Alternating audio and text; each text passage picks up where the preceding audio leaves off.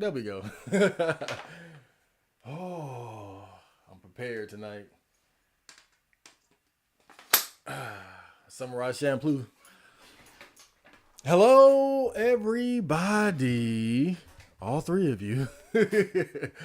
Welcome to the Neat and Chill stream of Saturday, March 2024. How are you guys doing? Everybody doing? No, no, this is the old one. This is the I just take good care of it. Had this for a while now. I'm waiting to use it as a prop in a music video, so you'll probably see it in a in a music video someday soon. But it's pretty cool. Even though I'm sure this shit couldn't even cut damn butter. This is like the most cheapest. This is like the cheapest, dullest, like Amazon katana. Like this is more like a cosplay katana. Like when you see girls doing like ninja cosplay and shit, they probably got this. Right? This isn't like the real deal, right? It don't even make like the satisfying noise coming out. It just sounds like plastic, right? But you know, it's pretty cool. It is a metal blade though. It's metal. It's just dull as fuck. I can run my finger across it and not get cut, right? So put that on the side just in case somebody try me. June, welcome to the stream. Why did you watch Godzilla? Why did you watch Godzilla? Did you watch Godzilla because I watched Godzilla? Did I tell you guys I watched Godzilla? I watched Godzilla, the original one, last week.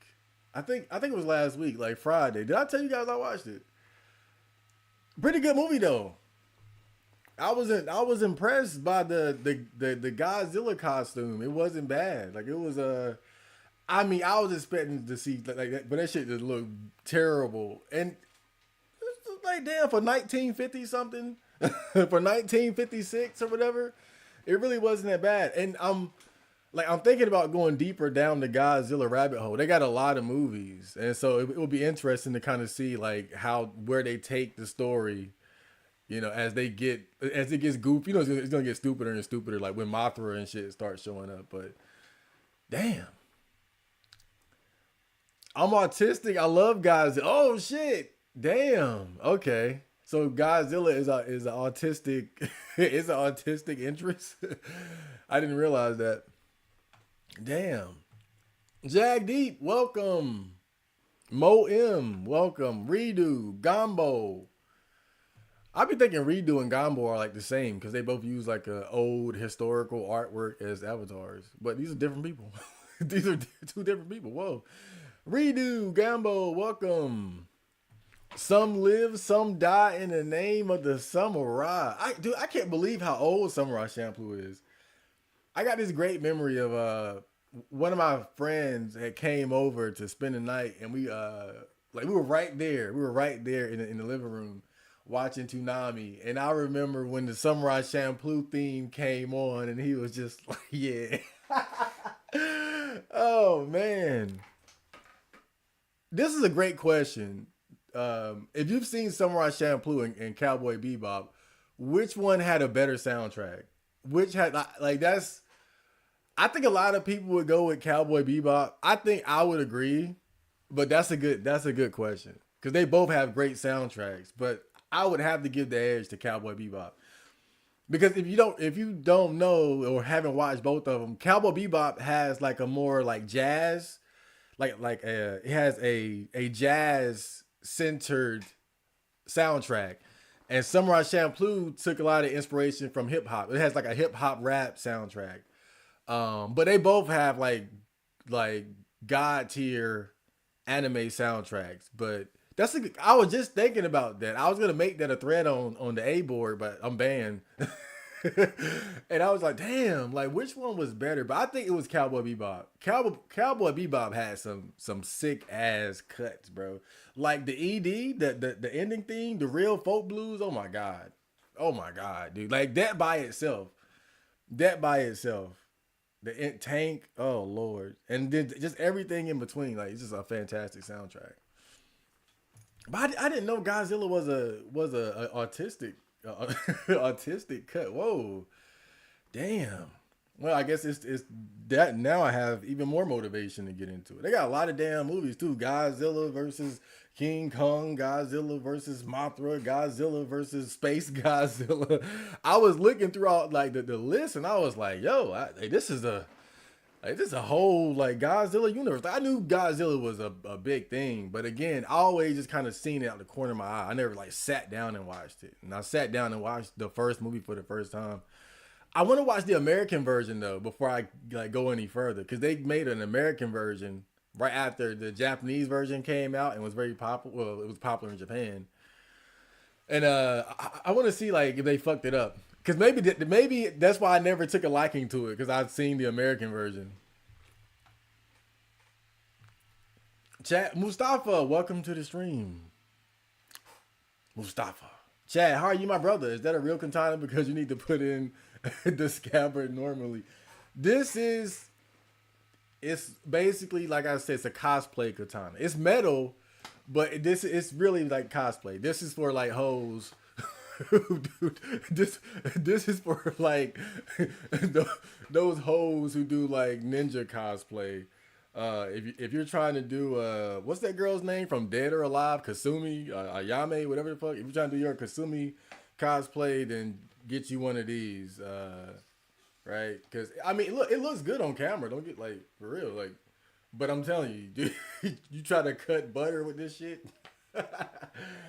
You try to cut watermelon or something. Maybe I should try it out like for real though. Like not for real, like on a body, but like at least a watermelon. Like could this cut a watermelon? It looks nice though.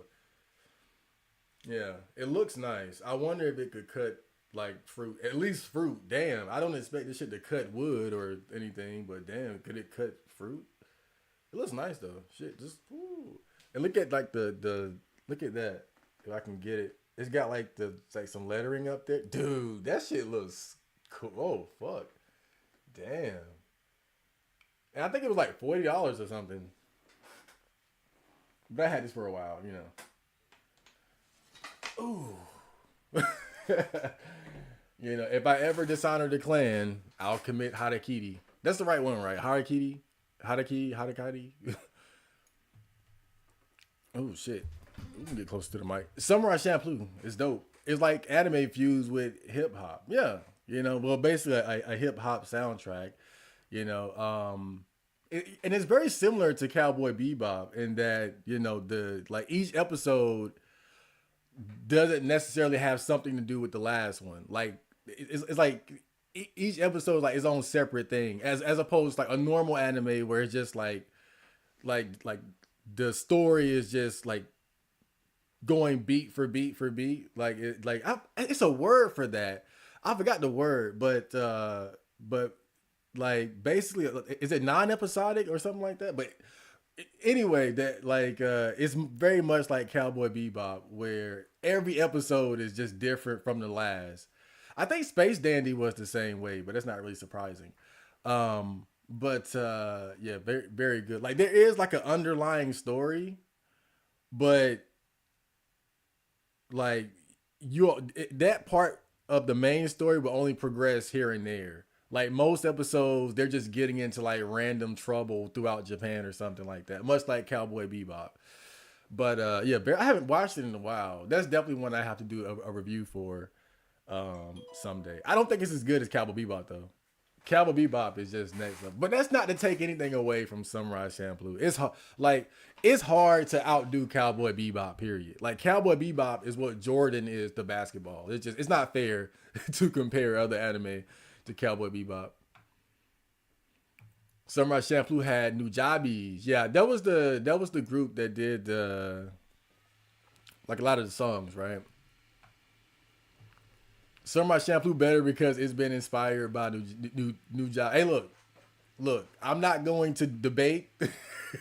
I'm not going to debate you heavily on that. I think, however you feel about it, it's a solid viewpoint because they're both just very good. They're both just so good. I'll lean with Cowboy Bebop, but I have no arguments. I have no argument against Samurai Champloo because they're both just so good, especially on the musical end. I feel like a lot of anime neglects that. Like a lot of anime has like generic music and shit like that, which is it's cool because that's not the most important part. But you can tell the anime that really says we're gonna like go hard with the music. We're gonna have make sure we have a dope soundtrack, and but it doesn't happen very often. And the lo-fi genre spawned from that. I don't think the lo-fi genre spawned from that. I think that their inspiration was really just '90s hip hop, and so really lo-fi is just '90s hip hop with like maybe some modern twist to it every now and then, but it's basically just boom bap. Yeah, like it's boom bap basically. Like it's '90s hip hop because now you know the trend in hip hop now is as far as like on the bass side is 808s, you know, trap and boom da dum dum dum ba boom. If you listen to older hip hop, it wasn't like that. Like 808s didn't come around until like and that sort of bass didn't come out until like the 2000s and shit. And boom bap was before that, and so it has a different sound. And the Samurai Champloo soundtrack and the rap music is very much inspired by '90s hip hop as opposed to like the 2000s, and that's really all to me. That's how I see it. Lo-fi is just '90s. Lo-fi is just '90s hip hop beats. That's really all it is. So I wouldn't say it created it, but I'll give them credit as far like it definitely was one of the things that kind of brought it back. But I think like they did it, but they drew inspiration from '90s hip hop to create like their style of music. Even though Samurai Champloo came out what close to the '90s, right? Like when did it come out? Like 2000 something. So it wasn't even like it's not even like it's kind of old now. So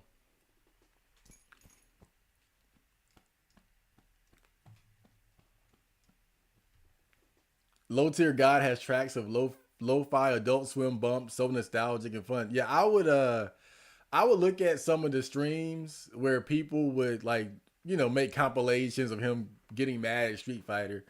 And I'm watching him. I'm like, yo, this guy got good taste in music. Like he would be listening to shit that I got in my right in my little sound, my music folder and whatnot. And I was like, yo, this motherfucker got good taste in music. Like Low Tier God is a nerd. He is a don't let the looks fool you.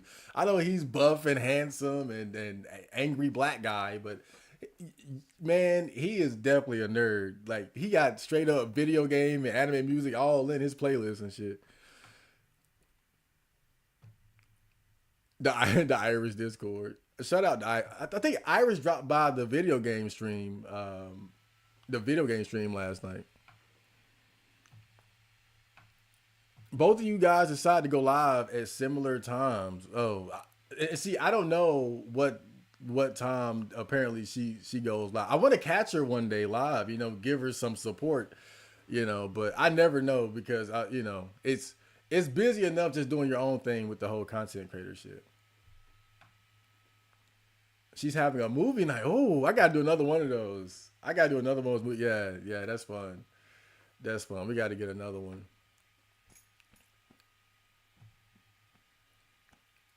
She said she's willing to collab with you on Twitch, but you have to make the first moves. What? What? Iris. Black Cell Neat, welcome to the stream. Wizard Club is today's topic. Absolutely. So, you know, I always want to have a topic for these Neat and Chill streams so I can have something to talk about. You know, if you guys aren't going to be here, just yapping about. And so, basically, I found this old thread that I saved from R9K, which is basically, I think, let me see. Let me look at it real quick.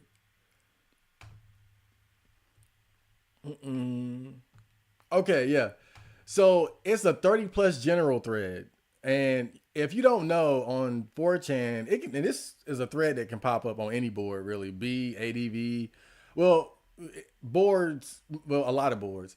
But yeah, like B, ADV, R9K, shit like that. But basically guys, and I'm assuming maybe a few girls who have reached the age of 30 and talking about like their experiences, like how life has changed as a 30-year-old and things like that. So, and of course, when you hit 30 and you're still a virgin, you'll be considered to be a wizard, right? But I don't know like how much of the discussion is going to be just from like guys who are 30-year-old virgins. I'm sure it'll be like it's R9K, so you'll see everything. Like this thread will probably have everything like from normies to wizards and shit like that. But basically, the main topic is just gonna be me checking out this thread, this 30 plus general thread, because at 31, I'm sure I can relate to the woes. Oh boy. But yeah, that's basically it. There's boxing on. There's who's fighting. Normally, I know like when there's an important fight happening, who's fighting. Is the Oh yeah, attack the like button right now. Now. Oh, but I gotta remember to like throw that in there in the middle of the stream so I can remind people. I'm I'm getting to the point where I've actually trained myself to just hit the like button, because I know it's important. So now when I watch videos, I'll just go ahead, click, to go ahead and just go ahead and do it. Just to show, you gotta look at it like you're giving energy to Goku for his spirit bomb. So whoever you're watching, like that's what the like button is. Whenever you watch a video or you're looking at a stream, the like button is you just saying, here, Goku. Oh boy. But who's fighting? The one I'm looking forward to is the Ryan Garcia and Devin Haney fight. If they're still fighting, Ryan Garcia was acting a damn fool. He was acting a damn fool. So I'm not even sure if the fight is gonna happen. Apparently, it's gonna happen on 420. So that's April. That's about 21 days from now. So 21 days. That's 3 weeks. So are they still fighting? He was acting a plumb fool out there, so I was worried like they probably not gonna fight. I hope Ryan win though. I like Devin Haney. I like him. He's a solid brother. But you know, I don't want Ryan Garcia's stock to go down too much. He already got knocked out by Tank, and if some people saying he quit, that's bad. And I think we need like we gotta have like high level fighters within boxing with a lot of stock and a lot of clout.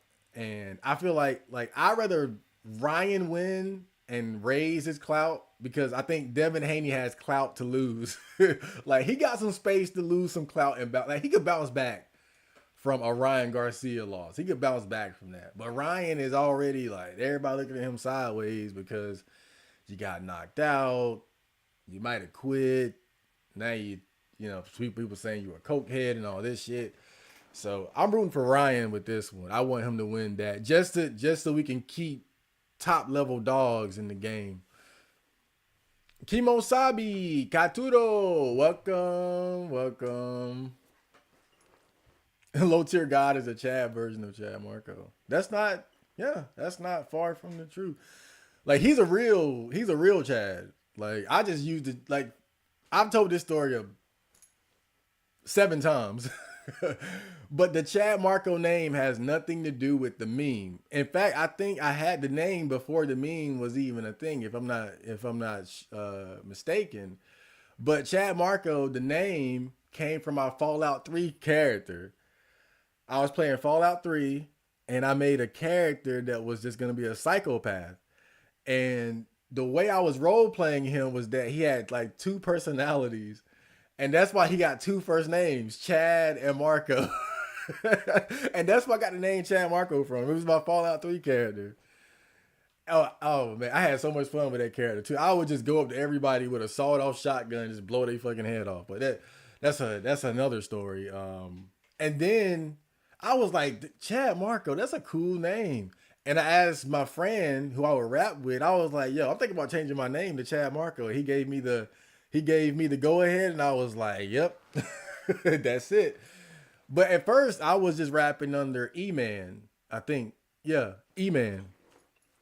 because everybody called me E-Man, so I was rapping under that at first. But then I just went with Chad Marco. I'm glad I did like early enough before people got used to the E-Man shit. I don't like that name. It's fine for like people knowing me as that, but as an artist name, I don't know. Like, look at that. I'd be super E-Man right now. Look at that super Chad Marco and that Naruto font down there below my beautiful, handsome face. Come on now. It wouldn't be the same if it was super E-Man.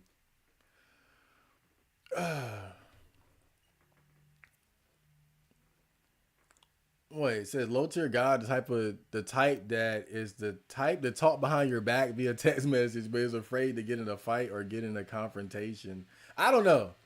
I don't know. It's low tier god is kind of mysterious to me because I always wonder how much of what he is doing is like a character versus like who he is.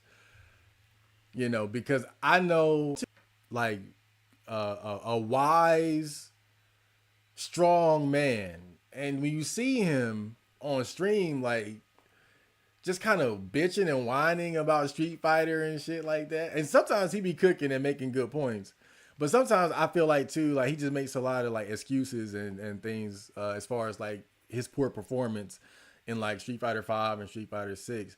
But it's like he can't be that delusional. He can't be that lacking in self awareness. I feel like he knows what he's doing. I think a lot of that is a character. But you know, when you step into that territory, and then the people on the outside looking in, like myself, we don't really know. So I don't want to comment about his character because honestly, I think Low Tier God is probably all around good dude. But I think that he found something that works for him as far as like the whole raging big black man with an ego about his fighting game prowess, despite getting his ass kicked in Street Fighter a lot. He found something that works, and I think he's just leaning into it, you know. But it's hard to say with E celebs. It's hard to say sometimes. Bach Rodham. Bach Rodham. Oh, welcome to the stream. Call me Joey. Joey! Devin Haney versus Ryan Garcia. Yes, yes. Let's all bet on Ryan Garcia and lose our money. I'm kidding, Ryan. I'm kidding. But I didn't really think like, does he have a chance? Could he beat Devin Haney? Devin Haney is the truth for real. Hmm. Could Ryan Garcia beat Devin Haney? Oh.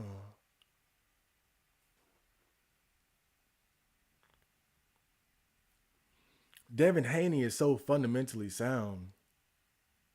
Like he's so solid. He doesn't make a lot of mistakes. He doesn't make a lot of mistakes. Damn. Damn. Mm. I don't know. I don't know. I want Ryan Garcia to win. If I was betting money, I would bet on Devin Haney. He's too solid. He's too that motherfucker just too damn solid. Too solid, too ready. Nah. I think I just want him to win. You like a person who could compete in the FGC like Punk the God. But you know what? The truth is, I'm really mediocre at fighting games. And when I was playing Street Fighter 6 seriously, now granted, it wasn't like I was just grinding it out like they do. Like they play all day every day. Well, I ain't gonna say all day every day. I ain't gonna play them like that. But they play a lot more than the average player. I put it like that. But even out, like I wasn't even fighting guys like that. Like I was struggling to get out of platinum. I was like Street Fighter 6, and I don't know if it was just the character I used because I was using Cammy because she got a fat ass. I ain't gonna lie, that's the whole reason why. And Cammy never looked that good before. And so it was my first time using Cammy. And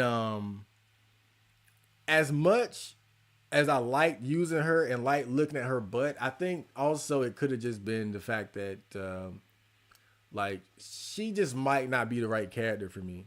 even though she's like the character I'm best with because that's the main character I've been using. But I feel like playing Street Fighter Six, I realized like I'm very mediocre. I'm very mediocre at fighting games for sure. Um, and I think part of it too is as much as I like fighting games, like I don't like the amount of time necessary that you have to invest into it. Like you got to invest so much time to get like unless you're just more talented. Because I'm not saying like I couldn't get much better, but it's a lot. Like it's a lot. It's a big time investment, and like it took so much. It took so much like sweating, and and it took a lot. It took so much sweat in this goddamn room and time just to get to diamond, and I stopped right there. Like once I hit diamond, that was it. I'm gonna go back and try to get the master. But yeah, I think growing up, I was always in a small pond. I would just beat up on my homies and shit in fighting games. But going online is always like the same for me. Like I'm always like pretty much mediocre, like a middle of the road player. I could like I don't know what it takes to get to that advanced level. Like I don't know. I don't know if I'm not trying hard enough or if I just don't have like the natural talent for it. But playing Street Fighter Six, I saw a lot of like my flaws. It was crazy. I missed your I missed Gervonta Davis. He hasn't fought in since the Ryan fight, right? That was the last one. Yeah, he's box office. Gervonta Davis is definitely box office for sure. Does he have a belt yet? Is he a champion yet? They say Ryan Garcia is out of it. They saying he is losing his mind, and mental health for boxers is very important because they get hit in the head for a living, and a lot of boxers they end up developing dementia or brain damage as they get older. It's a gradual process, but sometimes it can because remember you're looking at guys that have been fighting since they were kids, guys have been fighting since they were like a single digit age, 7, 8. Like Floyd Mayweather said his dad used to pick him up when he was a baby and have him hitting the damn heavy bag, right? So you're talking about guys who be getting hit in the head since they were kids. And so the mental health thing is serious in boxing because, again, you're getting hit in the head for a living. And then that can affect like a lot of different things like anger, mood swings, and like just overall lack of emotional control and decision making and shit like that. But it varies. It varies because how much do you get hit? How hard did you get hit? Genetics and shit like that. But I'm not saying he got brain damage, like, or that's the reason why. But that's just something that I think about. But also he's young. He's young. He's so young, but also very successful. And oftentimes it's very difficult for young people to properly deal with this, like a lot of success. I mean, you got so much money, all this popularity, all this fame. You can have as many women as you want. Everybody wants to be your friend. People trying to put their hand in your pockets. People asking for shit. It's a lot. It's a lot. So it could be again like real mental health shit, or it could be just the demands of being young and famous. I think someone like Devin Haney has handled it extremely well though. So it doesn't happen to everybody. Do you watch UFC? Not as much as boxing. UFC is cool. But I definitely prefer boxing. Boxing is just more beautiful. boxing is just prettier to look at when you got the right fight. Like don't get me wrong, I've seen good UFC fights, but it's not the same, bro. It's not the same. Like high level boxing at its best is a wonder to look at. I think the last fight I looked at was like you could look at something like Roy Jones Jr. versus I think his name is Vinny Pazienza or something. Roy Jones versus Vinny Pazienza. And this is when Roy Jones was in his prime. And I'm looking and just like the way these guys throw their punches and the feints and the footwork. I mean, I was just impressed looking at the way Roy Jones would feint, the way he would like fake a punch. Like they can feint with their feet. They ain't even got to move their hand. It's bruh. you know, but UFC fights can be good. Don't get me wrong. I'm not trying to say it's just like mm, if I had to say it, it's like boxing is just more visually impressive. Like that's that. It's almost like comparing basketball to soccer, where basketball is just more visually impressive because of the motherfuckers 8 feet, 7 feet tall, dunking and shit, jumping over. Right, you got the you know the dribbling and all those tricks they do and they hitting the threes and all that. Like it's just for me, it's just more visually exciting, right? But I think the problem that with me and UFC is that I haven't kept up, so I don't know who like the big players are right now to be interested. Because I'm a storyline guy, right? I'm a character guy. So when I watch sports, it's got to be like an anime. It's got to be a story or something going on. Oh man. It was me that told Iris to raid your stream. Yeah, she showed up for a little bit. You know, I'm glad I got the Iris guest appearance for her one comment. E-Man is already taken by Eggy. He yeah, E-Man. Wow. We would have been E-Man and E-Man. Oh boy.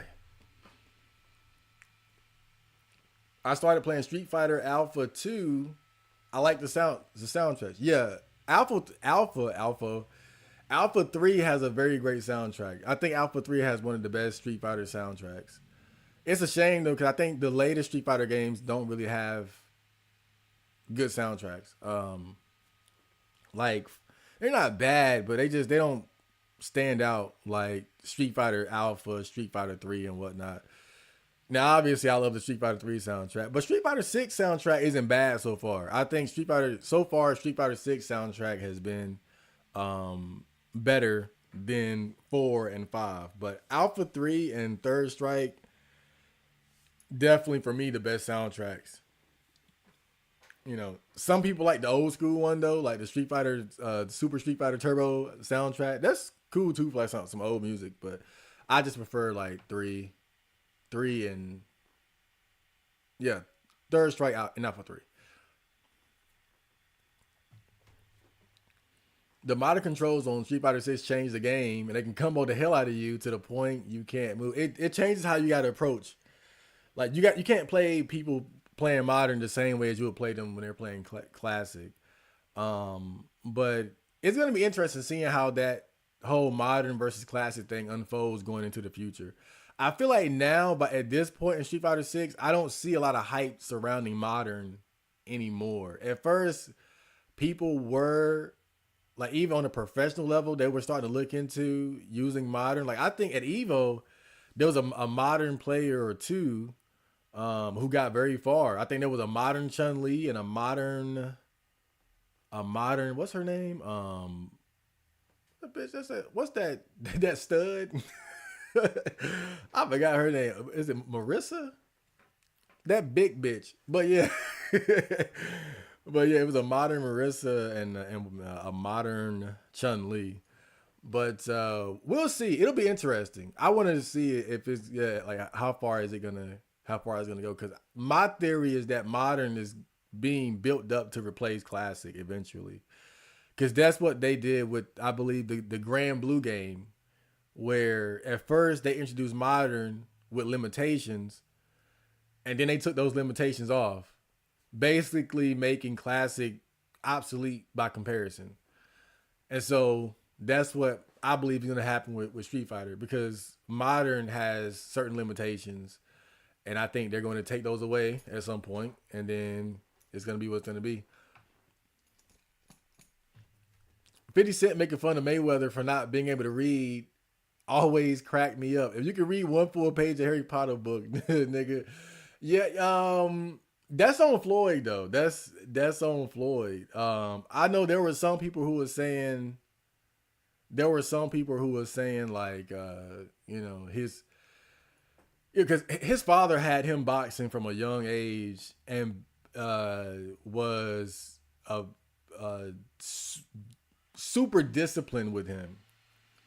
And that's why, you know, as Mayweather got older, he kind of separated himself from his father and chose his uncle to be his new trainer. And kind of the same thing happened with Roy Jones, where you know his father was his trainer, was very hard on him, was like a super disciplinarian, and as he got older, he wanted to separate from him. But some people basically think that it's because his father had him obsessively boxing so much that you know he didn't teach him how to read, or like his focus was always boxing, boxing, boxing, and that's why. But look, it is what it is. I can't talk shit because that dude got a lot of he got man shit. Like he can learn to read. Ain't too many people gonna learn how to make as much money as he got. But if he really can't read, he should probably learn how to. Come on now, bro. Like at this point, you retire. It's no excuse. You know. But it is unfortunate. It is unfortunate though, right? But that does happen with athletes sometimes. You know, especially the more talented ones. You know, because they don't have to take education. They tend to not take education as seriously because they know that they're gonna get a free ride. They got motherfuckers doing their homework. You know, teachers will let them off the hook with certain things and shit like that. So, you know, I'm just trying to be sympathetic, but that is kind of fucked up. Oh yeah. It's Marissa, the flying stud, as low tier guy would like to say. Is that Iris collab happening again anytime soon? Hopefully, hopefully. Iris told me she was like taking, like she wanted to take a break from 4channing, right? So, but you know, whenever she's ready. But really, I was thinking like maybe like sometime during the summer. You know, kind of let everything die down, and you know, she do her thing and I do mine, and we kind of figure something out. Maybe do another interview or something like that. You know, something. But I was thinking like maybe around the summer because I'm trying to get some other people, like some other interviews and shit like that. You know, and so I can get a couple more of those, and right. I think that's basically how you want to do it. Kind of like Vlad TV with Bootsy, right? He'll get Bootsy on there like every 6 months. Maybe Iris could be my Bootsy. All right, let me see. How long we been on? About what, 30 minutes? Oh, 45. God damn, time flies when you're streaming, bro. If you guys, I don't know if you guys can see this, but do you notice how my face is blacker than my forehead right here? That's not the lighting. Like that's so you know, I wear my headband when I'm running, right? Because I, you know, during the summer or getting close to the summer, you know, it gets so hot, I sweat really bad, and then it'll be all in my eyes, stinging my eyes and shit. And so I wear my headband when I'm running, and I noticed that because the headband covers my forehead, like my face gets a tan, but my forehead, you can see that's not the lighting. Like that's really just how I look. That shit is so funny, bro. Oh God. And it was funnier last year because my skin tone tends to even out during like the you know when fall and winter come and the sun is out as much. So you know I'll go back to normal during fall, but this is how I look during the summer. But I noticed last year because I would run with no shirt on a lot, and when I would get home and I would get naked, I noticed like my whole top body would be blacker than than like my legs, which would be covered, right? And it's just kind of funny, especially now with the oh Lord, that is just so funny to me, bro. Okay, what's the topic? What's the topic? Oh yeah, old niggas. Let's go. So we're gonna check out this thread real quick. I already scanned it to make sure nobody posted any porn in there to get me in trouble on YouTube. So let me see if we can get how do we get this? Boom. Oh yeah. OBS. Thank you, baby. Thank you, baby. Okay. This is it. All right, here we go. All right, so this is a 30 plus general thread. Oh, this is from oh man, this is an old thread too. I had this for like this was like late 2020, late 2022. But it's all good. I don't know why I had to save for this long. But the OP says, "Is it really too late? Why didn't we get it together in our 20s? Did the adults earlier in our childhood fail us? How do we stop using excuses to perpetuate our failures and self sabotage?" So we're already starting off kind of depressing here.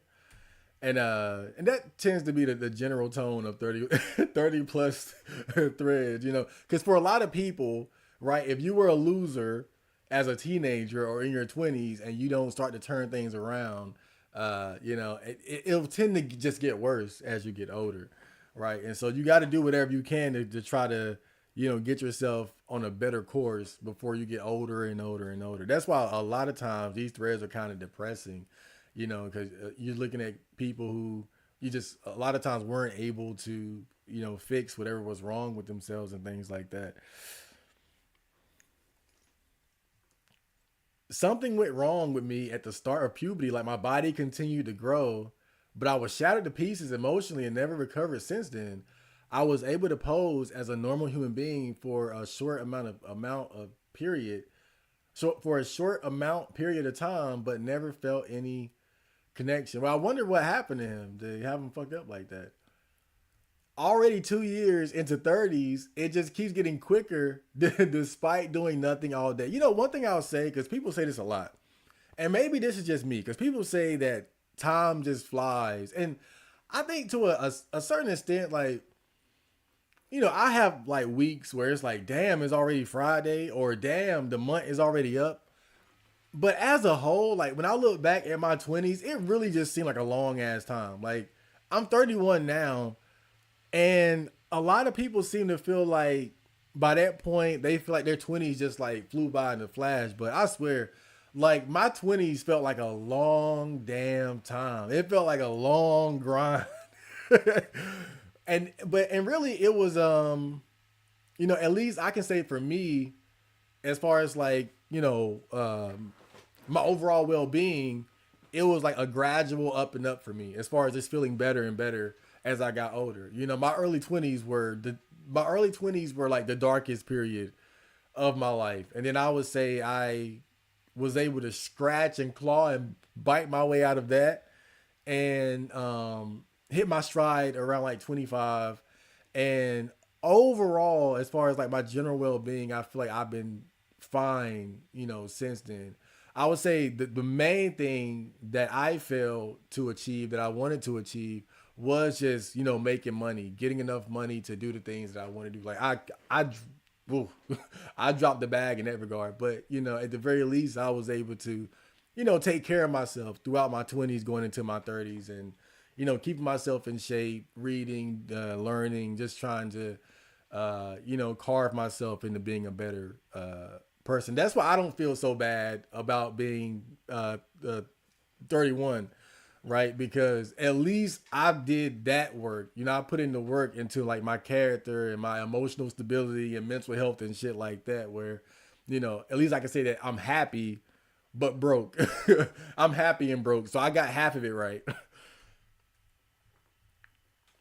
Is it really too late for what? Why didn't we get it together in our 20s? Some never tried, some tried and didn't succeed. Not everyone succeeds. Bleak. Did the adults earlier in our childhood fail us? In some cases, probably.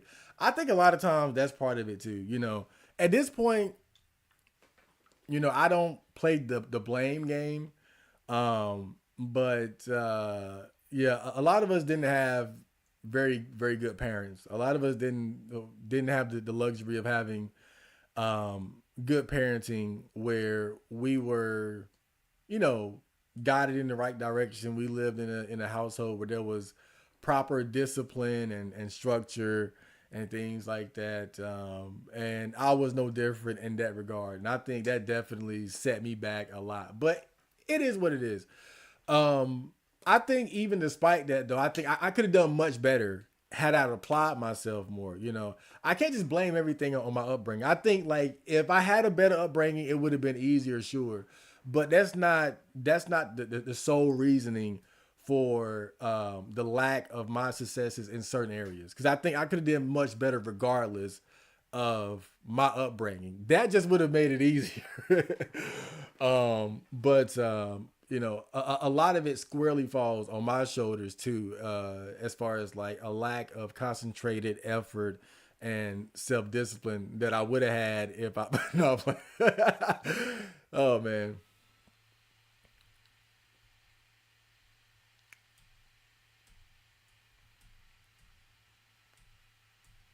Laz, I'm turning 30 in a few months. I'm talking to a girl on Bumble and she already has a house or 2.2 dogs. Or wait, a house or two dogs, and active social life while working from home. Meanwhile, I own nothing, never been on a date, have to get permission from my parents to purchase anything over $300, and have a 2 hour round trip commute to work. I'm so intimidated. Yeah, that my friend was kind of going through something similar, where he was telling me about this girl he was talking to, and apparently like she makes like very good money, work from home job. I know exactly what she does, but got her own place and shit like that. And he ain't broke like me. He got a job and he got his own place too. But he still felt kind of intimidated because like she just, I guess she makes like significantly more money than him. And then on top of that, he got kids and shit. So like he's kind of looking at it the way a single mom looks at life. Right, where you got kids, so you gotta kind of factor that into potentially making you less attractive to people and shit like that. But yeah, at my age, at 31, if I meet a girl who's like closer to my age, really even younger, much younger, but definitely a girl that's gonna be around like let's say 25 plus, right? She's gonna have her shit way more together than I am. But I I don't think I would feel intimidated because I tend to just kind of lean into what I am and where I am, right? I'm broke. Like shit, I'm broke. But definitely in terms of your confidence, oh yeah. Yeah, you're going to be fucked cuz you're definitely going to be lacking in the necessary confidence to think that you're good enough for girls like that. You Oh yeah, yeah. That's gonna be a mental. That's going to be a mental thing where yeah, it's gonna block you from thinking that you have a chance. It's so whoa, not good for dating. But luckily, we're not worried about that over here. This guy says escorts are starting to put their prices up. How is a neat supposed to get his sex if they keep putting prices up?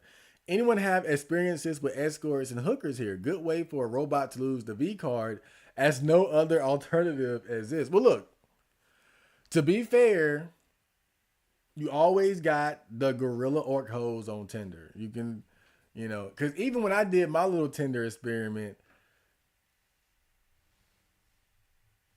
every now and then, because you know how they would show you, right? Oh, you got matches to get you to buy the thing. And but you can see the pictures, like they're blurred, but you can see it, and you can see the fatness. You can kind of see that you're right. The matches or not the would be matches or the likes you get are from fat women and shit like that. But I know even for myself, if I really wanted to get laid, and if I opened the door for fat gorilla orc hoes, I could probably do that. I think a lot of these guys could probably do that too. I think the thing is, a lot of guys they don't want to have sex with disgusting pig women, which is completely understandable. um, but that's another that's another conversation. I never thought about using an escort though to lose my virginity, so I don't know about the escort prices and shit like that. Though I'm not surprised. This thread was made right during the midst of a lot of heavy inflation. I know. I just went to the store and I just noticed that the UTS Like single small bags of chips cost 70 cents now. They cost 70 cents now. When they used to be, they were just 60 a little while ago. Then they were 50 before that. And if you guys are really old school, you remember that like the individual small bags like Doritos, hot fries, and all that. Is anybody here old enough to remember when that shit was 20, when they were 25 cents each? Does anybody remember when you could get the small individual bag of like name brand potato chips, Lay's, Fritos, hot fries, Doritos, cheese puffs, whatever? Does anybody remember when they were 4 for $1? I remember that shit. My mom used to always buy me all the junk food. So I remember it, but they were 4 for $1. And now I think they're like 2 for $1. And soon it's gonna be 2 for 125. I promise you that. It's gonna be like 2 for 125. And they're gonna be saying it like it's a deal. But I don't know about these prices though. So this guy replied, he said, the only ones in my area that haven't done this are older Asian women, usually between 30 and 45, not bad looking, just don't compare them to some 20-year-old charging upwards 500 and has a plethora of rules. Yeah, you can't, if you think you're going to be having sex with an escort and just do whatever you want, well, you probably could if you got Diddy money or something, but a regular guy, they're going to set boundaries and shit. No kissing, got to wear a condom, no anal, this, that, and third. Have I ever said anal on my channel? I feel like this is the first time I ever said anal. Like out loud. That felt weird. Oh, man. This guy says, holy shit, stop turning these threads into pity parties. You fags will moan and whine all day about how you don't have a government-assigned whore to show up to your door for your daily sex app for free. You got to, actually try to do shit and have a life. Yeah, here we go. Somebody who has a can-do attitude, but I'm not surprised. I'm not surprised that, because you got to think about it. This 1 is 4chan, 2 is R9K, 3 it's a 30-plus general.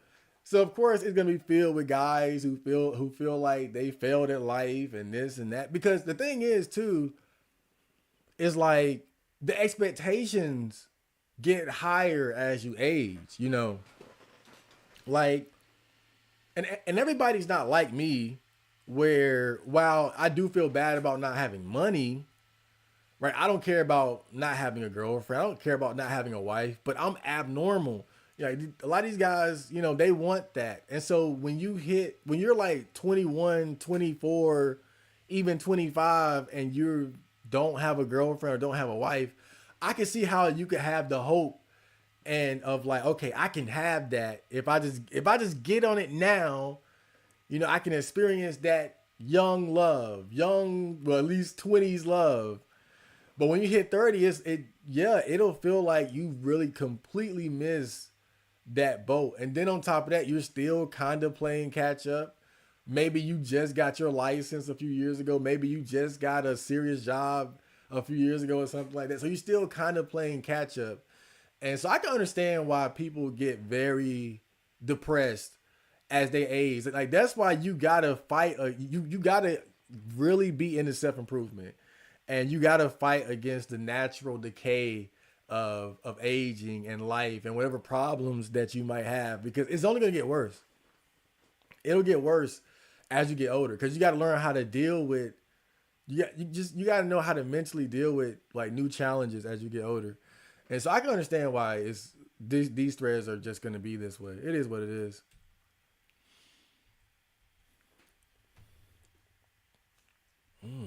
Yeah, that sounds weird. Mm-mm. 2.5. I'm pretty sure. Oh, okay. I knew that was like a Yu Yu Hakusho screenshot. Oh, it's a WebM. Okay. Okay. I'm a 30-something wizard incapable of starting any sort of relationship with anyone simply because I'm too set in my ways now. How many real opportunities did you have? I count 2, like literally around the time I became a wizard. You know what? Not even 2. It's more like 2.5 chances. Oh, what's funny about this? I kind of talked about this in the Iris rejected me video, and this is exactly what I was talking about. Like when you get to a point where you can't even imagine yourself being in a relationship. Once you start getting past like 25 and shit like that, like you just I don't know exactly what it is, but it's like it's such like you in a relationship is just completely out of out of the range of being anywhere close to being realistic for you anymore. It's completely hard for you to imagine that, and I think that's pretty much what this guy is talking about.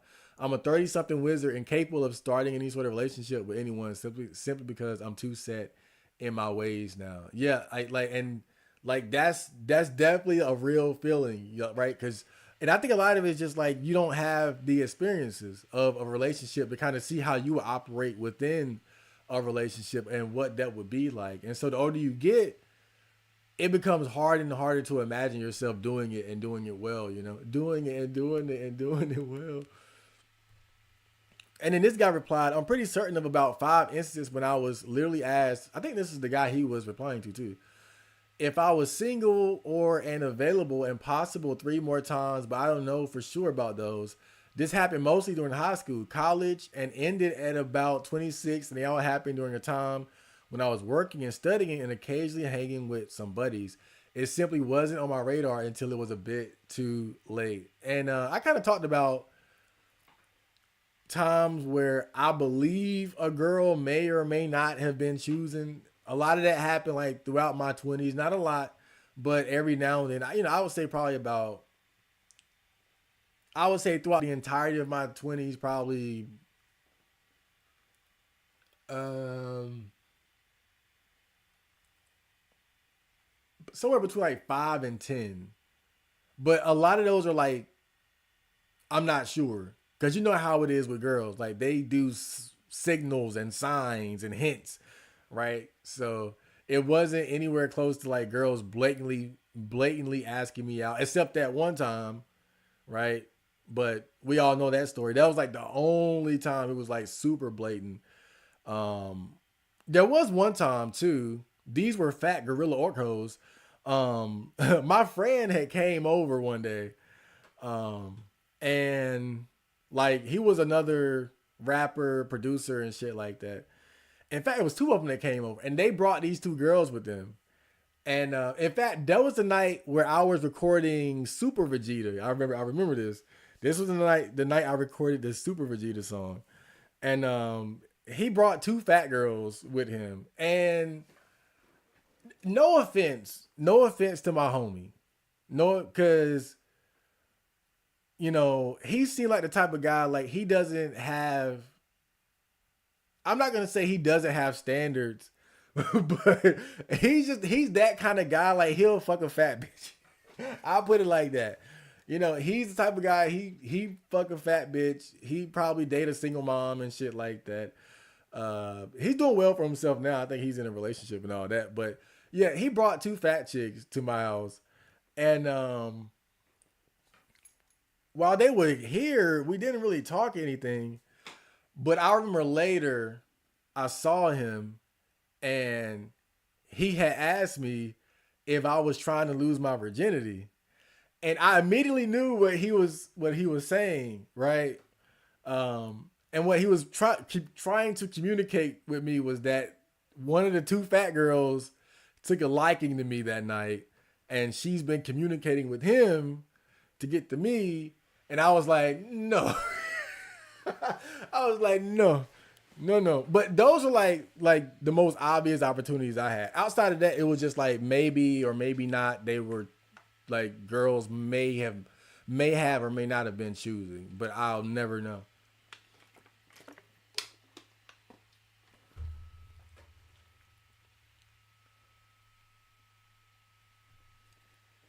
And this guy says, I'm 30 and I quite literally have never been approached by a woman. You guys must be more than capable of getting laid if you had opportunities whatsoever. I never did. Women have always ignored me or acted very cold and mean or distant to me. can only assume it's because of my ugliness. So here's a guy who just had no opportunities or nothing. Not even with fatties, right? I can at least say, even though I never had a good opportunity, like most of the obvious ones were just no goes, right? Gorilla orcs, studs, men, the girl that was trying to cheat with my homie, like just like the most easy slam dunk opportunities I had were just no.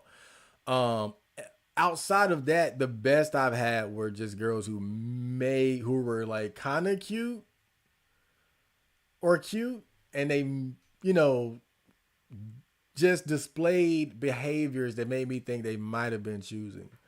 But you never really know. But that's basically the best that I've gotten. But I never looked at myself as being an incel anyway. I've always kind of considered myself to be like just more so average looking. And I think my experiences kind of line up with that, because I think as an average guy, you either settle for fat gorilla orc hoes, single moms and whatnot, or you sell your soul. You sell your soul for a cute or pretty girl. And when I say sell your soul, I mean you do whatever it takes, right? You money max, looks max, status max. Get your right. Throw that Android in the garbage. Get you an iPhone. Wear Jordans. Just conform. Act as normal as possible. What, like, just completely dismantle who you are and just build yourself into what women want you to be. Yes, you could probably get a cute or just get lucky. Just get lucky, you know. And I did none of that. And this guy says, like, actually real ones, I think it's safe to say two, perhaps three. When I think about it, I've missed like around 10 somewhat obvious, and God knows how many of the subtle ones. I'm kind of inserting words here because I don't know why these people can't type. 30-year-old KHV. Oh man, welcome to the club. Welcome to the club, homie. Oh, here's some positivity. I have started to feel a bit better finally. I don't care about a house anymore, a good job, a woman. I don't care. Give me some stew, a tent, and a dog, and I can live in the woods. This is what I'm talking about right here. When I made the video, the NEETs were right. I was talking about this guy right here. Like, you hit a point where you're just like, fuck it, man. Like, give me the bare minimum. I'm living like Diogenes. Give me some stew, a tent, and a dog, and I'll live in the woods. I ain't going that far. But I can feel where he coming from, Hey, look, for some guys, that's gonna be the path. For some guys, that's gonna be the way for you, man. Some of us gonna end up living in a damn treehouse.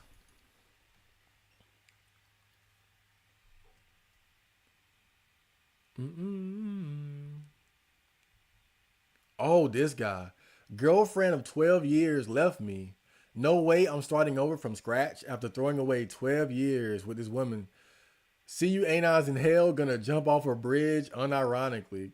Don't do it! I know this thread is 2 years old, but don't do it. Please don't go. Oh man, that's really tragic though. 12 years? Man, yeah. And let me tell you guys, like, the bad thing about those types of like relationships when they don't work out, because my friend kind of went through that. It wasn't like a long relationship that long. I think it was the relationship I'm thinking of was when he went to college. So that I think they were together for about roughly 3 or 4 years or something like that. Which wasn't that long, wasn't 12 years. So, but the issue was that when he got into a relationship with her, he basically built his whole life around her. He yeah he pretty. I'm not gonna say like, yeah. I mean, he gave up on music. He wasn't into like his normal like creative endeavors and shit like that. Like, he just got a normal job. They moved in together. He moved out of town, right? He wasn't in like our area anymore. Like he just completely focused on her and just trying to be a good boyfriend for her. And that just it took everything. It took everything from him in terms of like effort.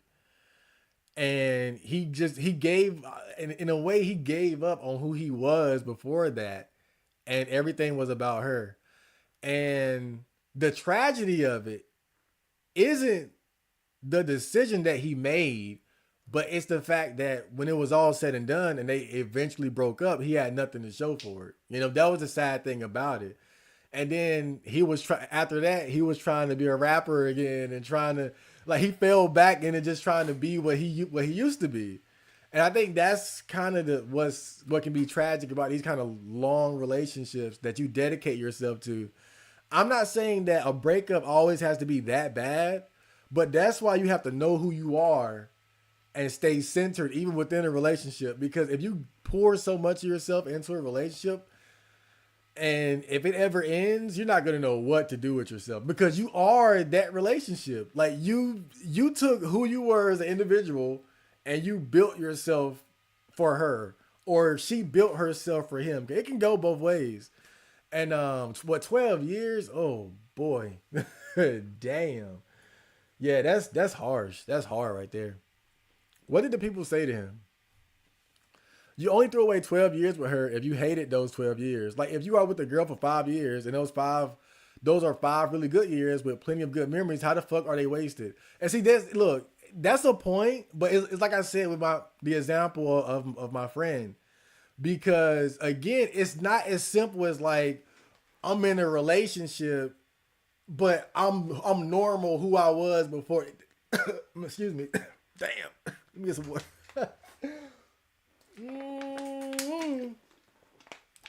There we go. But it's not it's not like, and I can't speak for all relationships because some guys know better than to do that. But it doesn't always work out that way because a relationship for a man, depending on how you approach it, can be very demanding of you. Things that you would have done with your money, you don't do. You invested into the relationship. You might get, like, just as an example, as a single man, you might get, if you're buying a car, you might get a 2005, a 2006, a 2007 like a cash car, 3 grand, 4 grand. With her, she's going to get you to get that 2017, 2018 that you got to make, or whatever, that you got to make car payments on and shit like that. Like your whole entire trajectory in life can change depending on the girl that you're with because of the expectations that she's going to place on you and what you feel you need to do to keep her and maintain that. I can't keep a bitch just do. Look at me. Oh my God. Like, why do you think I'm single? You think I could have a cute or pretty girlfriend living like this? Like it'll completely change the trajectory of your life, dude. And so even if you enjoyed those years, if you didn't stay centered and your whole building of your life was about her and around her and it's over, what are you doing then? What are you doing? Like, that's some hard shit to deal with. That's kind of like if you're an athlete and since you were a kid, you were playing soccer, you were playing football, you were boxing, you were playing basketball. Since a kid, your whole life is that. From 5 to 10 to 20 to 30, and then you get an injury and you got to retire. Who are you now? Like, that's some hard shit to deal with, bro. That's basically what he's going through. Even if you enjoyed those years, it's difficult. Cause this is a change in your life.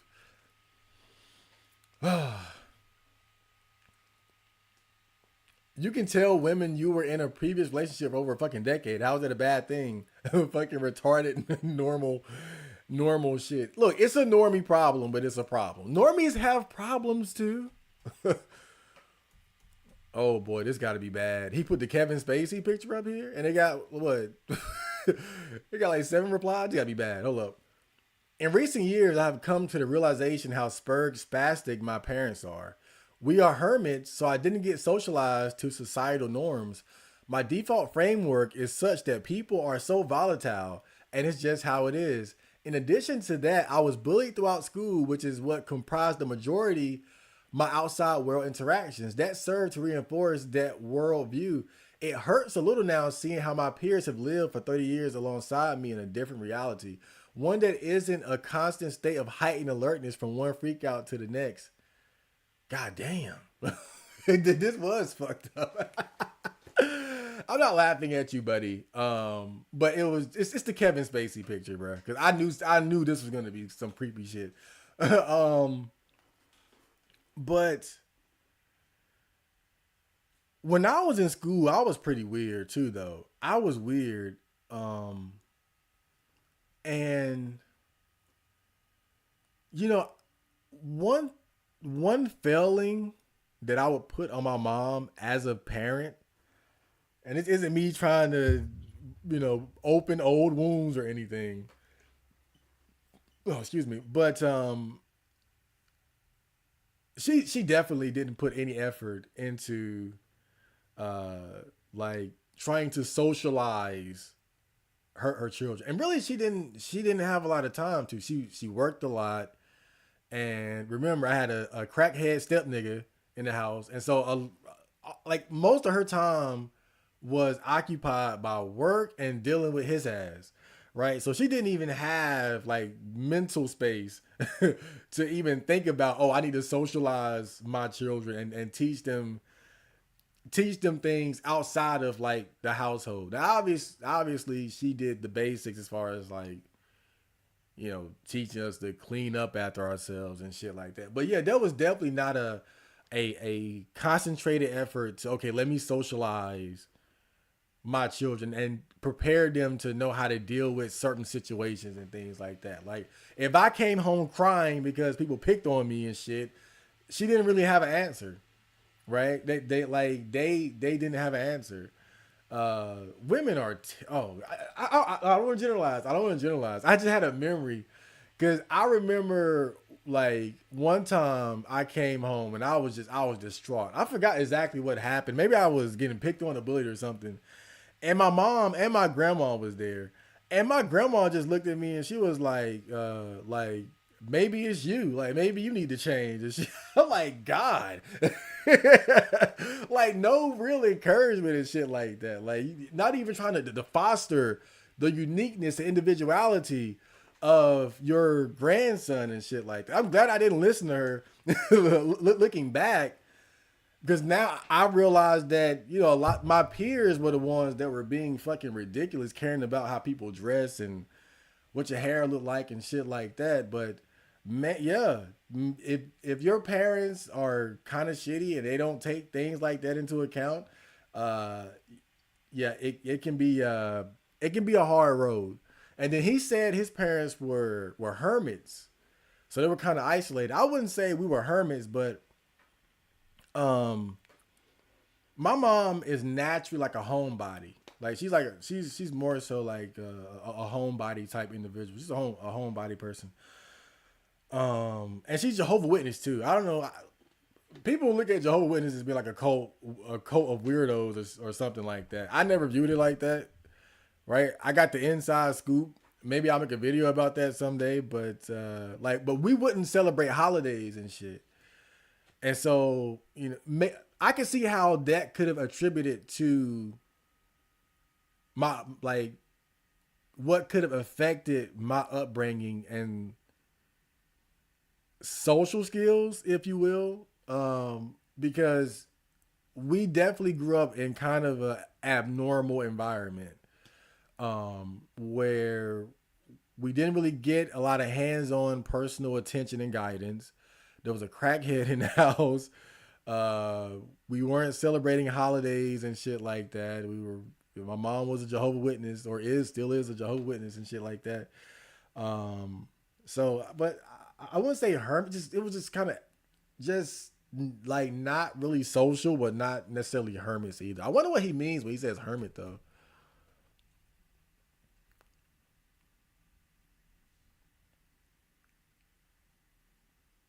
Oh man, this is kind of long. I'm gonna read this long ass post.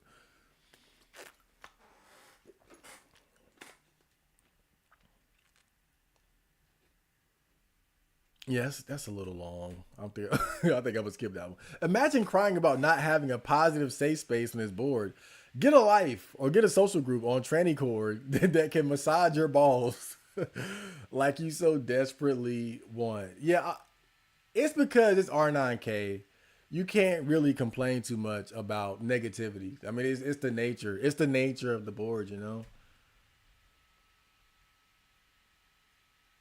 It's been 2 months since I quit my job. In the beginning, it was comfy as fuck, but now something's changed. I just feel restless all the time.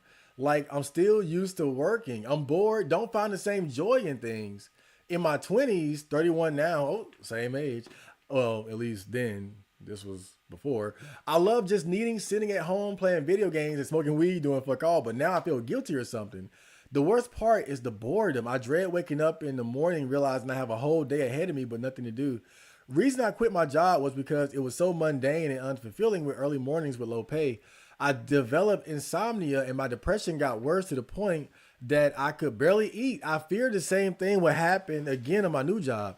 I'm at a loss and don't know what else to do. So this guy seems to be caught between a rock and a hard place. He wasn't happy working, but he's not happy as a NEET either. Um, I always hear about guys who say things like that. Oh, let me check to make sure my camera is still on. Okay, I was just making sure that motherfucker would turn off on me in the middle of. Anyway, but I've heard so many people say that at some point the things that used to be fun for them weren't fun anymore. And I still haven't experienced that yet. Cause you'll hear this a lot with guys who say things like video games aren't fun anymore. Anime isn't fun anymore. Whatever nerdy hobby I had or niche interest, even if it was something like collecting World War II Nazi uh, uh, objects or whatever the case may be. Whatever you're into, guys tend to get to a point where they're just not as interested into it anymore. And like I haven't really experienced that. Um I feel like like how should I say? It can fluctuate. It can fluctuate where I might play a game and it's just like, okay, well, whatever. But then sometimes I find something that I'm really into, that I'm really excited about. Like I can remember, like the Evil Dead came out. I mean, the Evil Dead game came out. I was playing that obsessively. I love that game.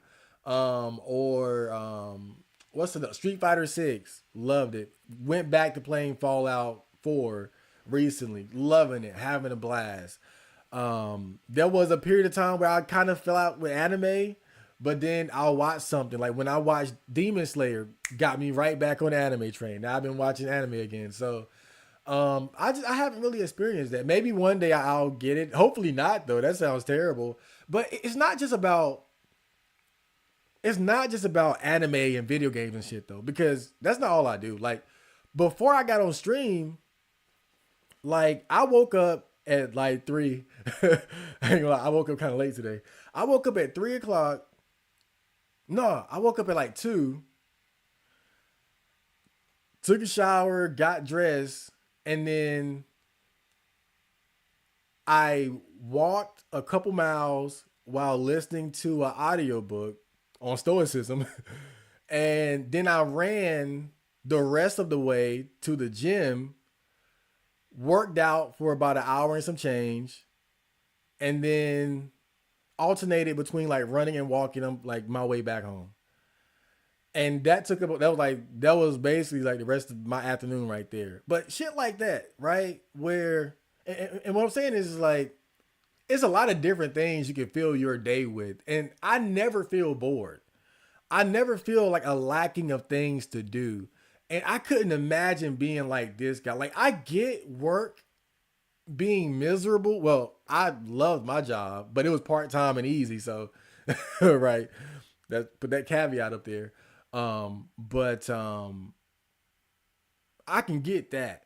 But I could never understand people who just like can't find anything to do as a NEET. It's too much to do. I feel like I don't have enough time to do everything that I want to do. Man, I got movies I want to watch, games I want to play, and animes and shit. And then on top of that, you got the responsibilities of working out and cleaning up. And I love doing it. I love working out. I love cleaning up the house, um, cooking and things like that. Cooking for myself, cooking for the family. But then it's also reading. I want to read books. I want to do research. I want to learn about these different conspiracies and historical things, historical facts and philosophies and shit like that. And then you got all the podcasts. I'm a content creator. The music, making music. I want to make beats. I feel overwhelmed with shit to do. So I couldn't imagine being in this guy's position where I don't understand. I don't get the concept, or I don't get not having or feeling like you have anything to do in life when you got nothing but time ahead of you. I don't understand it. I don't want to understand that. That seems terrible. That sounds awful. Shit. Oh God. I'm not gonna say that, but look at that. Look, I'm not gonna say, but oh, look at that. Get 696666666. I hope you guys acknowledged them. Checked. Cool post number. Those are some excellent sextuplets. Nice. Yes, thank you. Please acknowledge this man and his digits. For me, I wonder who got the straight six, though.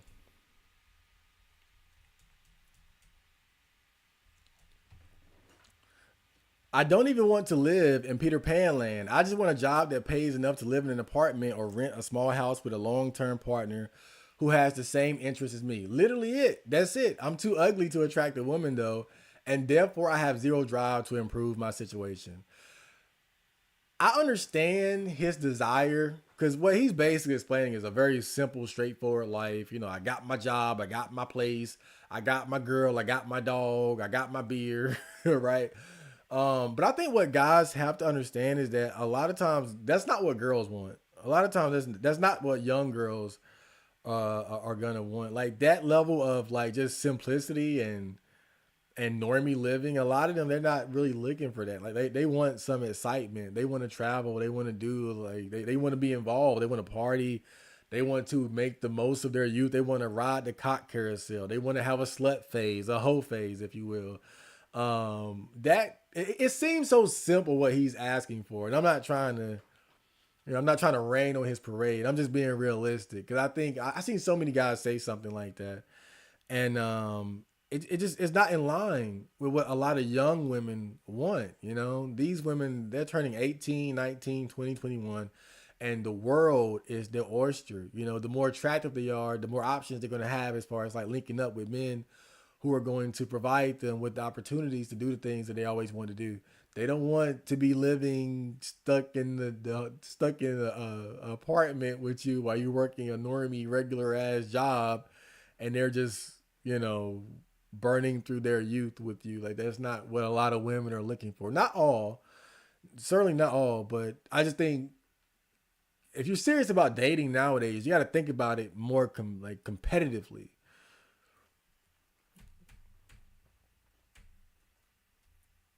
Suicide should be destigmatized and viewed as a valid and acceptable choice in life. Don't they have assisted suicide in Canada? Canada is weird, bro. Canada is a weird place. I need to stop looking at Canada because every time I see any news from Canada, it's just bad. It's like nothing good comes from Canada.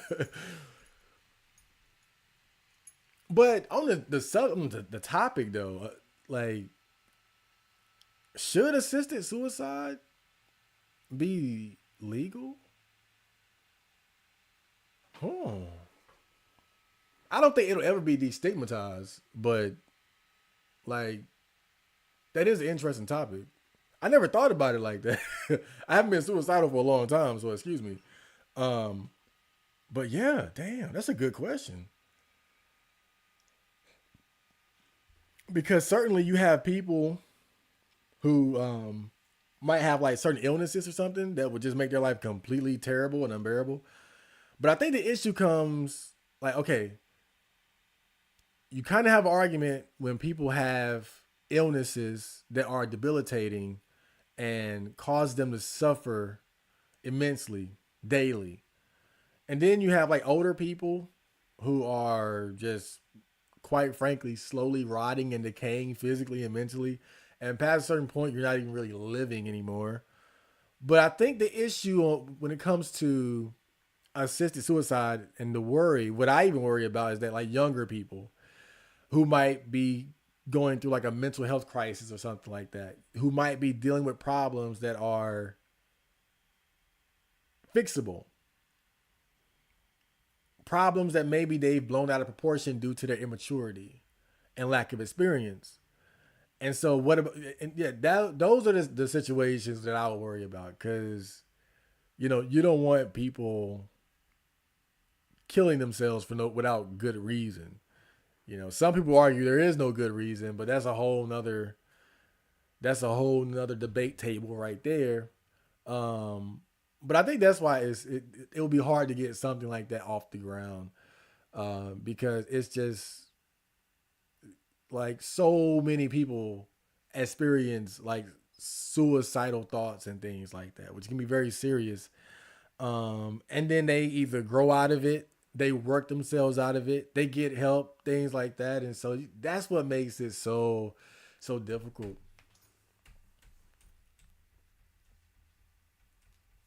This is a good ass thread too. Damn. Right. I'm not gonna go through the whole thing. I'm about to wrap it up soon, but this is like 400 posts, and we're like what 1/4, if not, if even that through. Oh hell no. Oh, this sounds like something cool. Posting, knowing it's a shot in the dark, but I need advice. I'm gonna start job hunting soon, but I'm terrified. Haven't had a job in 9 years because I was mistreated at it. Been scared of working ever since. What the hell did he go through? I'm 30 with a bachelor degree and two certifications. Cool. I don't know how to not be afraid of having a job, and I don't know how to know what to do, how to perform on a job. I just don't know. I can only speak from my experience. I was definitely intimidated getting my first job, going into it, and I don't know if my next job will be to my liking. Um, but the way I just look at it now is that one, I got a job when I had a job, and I didn't would never expect that I would like the job, but I liked it. So it showed me that yeah, you can like a job. A job can be okay, right? But also when things got bad, I quit. So I was like, okay, well look, I don't have to worry too much about if I like or don't like the job because as long as I can get a job, I can get in, experience the job, and if I like it, stay with it. And if it's just horrible, then I can just leave and try to get another one. That's kind of how I look at shit now. So I don't feel that same intimidation, but I did feel that before because I never had a job before. Um, but once I was in, it was kind of like when I started driving. Like after a while, I was like, oh wait, I love driving. Driving is fun.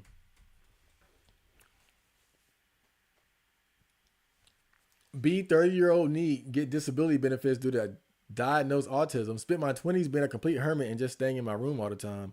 Death feel when these days I actually think I would have been better off if I never got benefits and was forced to get out of my comfort zone and get a job. Maybe. And that could be one of the issues with needing, and especially when you get to the disability level. Whoa. Because I think some guys they end up in that situation because of like negative circumstances and things like that. And it's like, okay, look at this guy, right? 30-year-old NEET, but he's getting disability benefits. If I was getting disability benefits, I would be investing that money into trying to make more money or different projects and shit like that.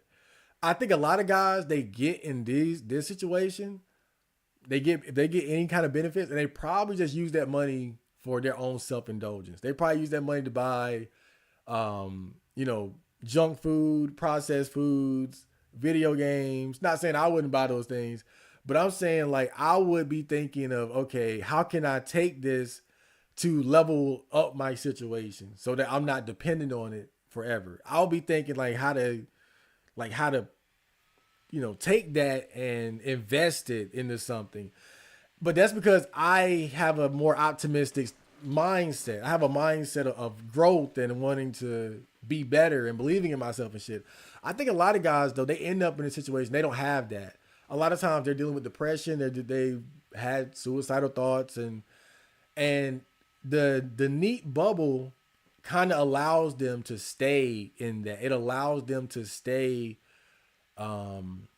sort of protected from any sort of like real adversity or challenge that would force them to come out of their shell. But, you always got to give the more balanced view. There are a lot of people who, were forced to out of their comfort zone, had to move out, had to get a job and do that. And they're still fucking miserable. Being forced to deal with reality or the harsh reality of wage slaving and shit like that doesn't necessarily mean that you're going to be happy.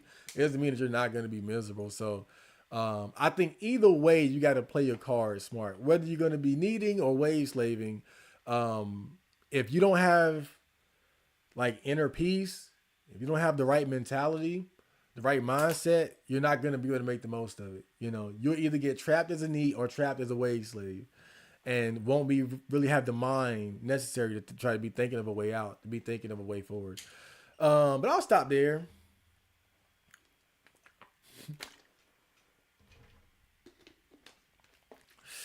This water is so warm. That's some warm ass water. I'm gonna stop there. That was our main topic for NEET and chill. Oh Lord. Oh, look at my nice laying background there. All right, here we go. Okay, and we are back. Oh boy. Oh yeah, yeah. Why you guys keep making fun of Iris, bro? Damn. Oh, wrong one. There we go. Oh boy. I'm trying to catch up with some of these comments here. Shout out to Tom Pearl. Who is Tom Pearl?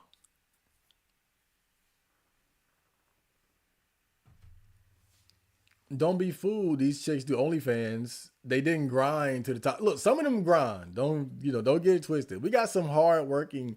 My mom is very hard working. I got a very hard working mother. My aunt, I know some grinding ass women. I wish I would have got the work ethic gene from my mom. I wish I would have got that gene. My mom got a crazy sick work ethic, but I just got the fucking weirdo gene from my dad. That's like I got the weirdo gene from my dad, and the I guess what my niceness my niceness and good character probably comes from my mom, but I didn't get to work at the gym. But you got some grinders out there. But definitely, yeah, you got some women are definitely just taking advantage. But it is what it is. I'm not gonna hold that against them. Life is hard. Life can be very hard. If you have a lot of guys, they feel bad about women being able to do things or having life easier. I just feel like, bro, life is just it's hard enough. Like, let somebody have it easier. If you can use your pussy as an ATM machine, then damn. But given you can handle that mentally, a lot of women, they can't do that without feeling bad about themselves. But some women are just completely professional about it, right? And they code, right? They code like a pimp. So it is what it is. I don't trip on that. If life is hard enough, if you really think about it, in a way, right? Because I made the video about needs being right and why should we care about sticking to societal norms in a sick society and all that. You could almost look at sex work, like modern sex work, Twitch thotting, e-thotting. You can look at that as like one of the alternative paths that people take as opposed to just wanting to submit completely to the system. That's why I don't really try to shame them for that, because the only thing about it though is that, again, for some women it's the equivalent of like selling their soul, you know. But some women are just cold blooded about it, and like they don't care. They don't give a fuck, right? I guess you could say the same thing on the male side as far as like needs, right? Like some guys they would feel guilty about getting benefits and shit. Some guys don't. So some guys they'll lie and get on benefits and food stamps and shit and feel no guilt. So it depends. It depends on the person. Girls get a lot more help and guidance from society. As a man, to climb up the ladder is a lonely one. It's gonna be harder. It's gonna be harder. I forgot who it was, but somebody here in the chat a while ago in one of the streams from, I don't know, maybe like one of the end of the year streams from last year, was talking about how they were talking to someone about a job, and the person told them that they were purposefully trying to hire women, because they attract more customers or something like that. But that's kind of disadvantage that you might have as a guy, right? With as far as like trying to get certain jobs and whatnot. And I saw something else too, a statistic. Let me try. Can I find that shit real quick? That shit was crazy when I saw it. Maybe I can pull it up real quick. Get out of my way.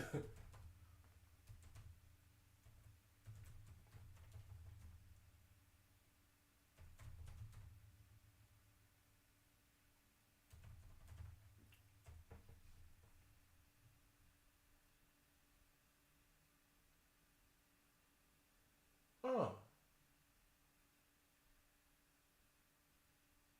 okay. So we're getting like conflicting information here.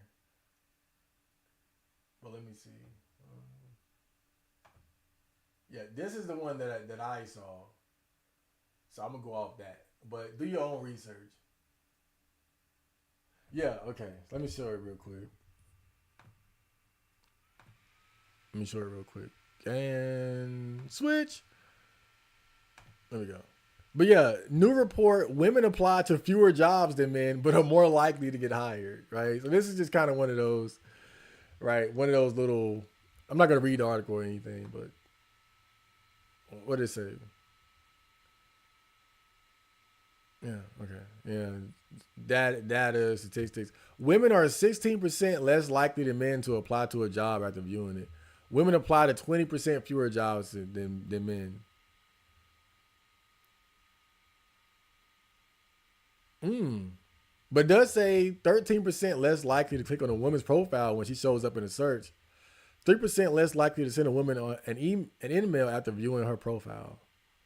Women are 16% more likely than men to get hired after applying to a job. 18% more likely than men to get hired after applying to more senior roles. All right. So again, numbers, statistics, data, who knows, right? But that's something. That's something. But I would say that's kind of like an example of how women kind of have an edge. And then you have things like diversity hires and shit, like people getting hired because they're black, because they're women, because they're gay, whatever the case may be. So you got to contend with a lot of shit. But again, I'm not one of those guys that hate on women for having it easier. Let them have it easier. Fine, cool. I'm not trying to drag anybody into playing Dark Souls. I'm not trying to drag anybody to playing fucking Dark Souls with the men. It's Dark Souls over here. It's Dark Souls every day. It's Dark Souls over here, baby. Girls are playing. Girls are playing. Goddamn Skyrim on easy. We playing Dark Souls. It ain't no like where the difficulty what the difficulty option at? Like hold up, it's a new game. Like men, we got new game and that's it. And then you after you start playing this new game load, you can't save when you want to. The game saves when it wants to. You can't. Ain't no saves coming. Women they playing Skyrim and then they go straight to easy. They want to. I want it to be easy. Let me use my pussy. Let me use my looks. Let me use my beauty. Again, it's all fair game, whatever the case may be. I'm just saying. It's Demon Souls, Bloodborne, and Dark Souls over here. No, you not changing that damn diff. You can't change it. It's whatever it is. What it is. It is what it is. I remember you could get small assorted baggies of candies for 25 cents. You can't get anything for 25 cents at convenience. Oh no. No, no, no, no. You know, five and below, they got this thing where you can like they have like these bins of like individual pieces of candy. And they were 10 cent each. So it would be like 10 cent for one Laffy Taffy, one Tootsie Roll, one Swedish Fish, um, like one of the shorter like sour straws or something like that. That was pretty cool. I was like, oh shit, right? So I go in there, I get my little bag, I put 10 or 12 pieces of candy in there, and that was $1 or $1, depending on how many you got. Like usually I get about 10, right? 10 little pieces of candy for $1. I go in there now and they raise the price. 10 for 125. Nothing is sacred anymore, dude. Nothing is sacred. Everything is going up. And that's why I say now, this is the best time to change your diet. Like I've cut out a lot of junk food. Like these days, like the staple of my diet is pretty much like eggs and cheese, meat, mixed vegetables. Maybe like an apple, peanut butter. I still have a snack every now and then, but like if the prices of food is going up, it's like if you're gonna be paying the money, you might as well be paying the money and eating healthier. Like why are we paying all this money just to destroy and poison ourselves?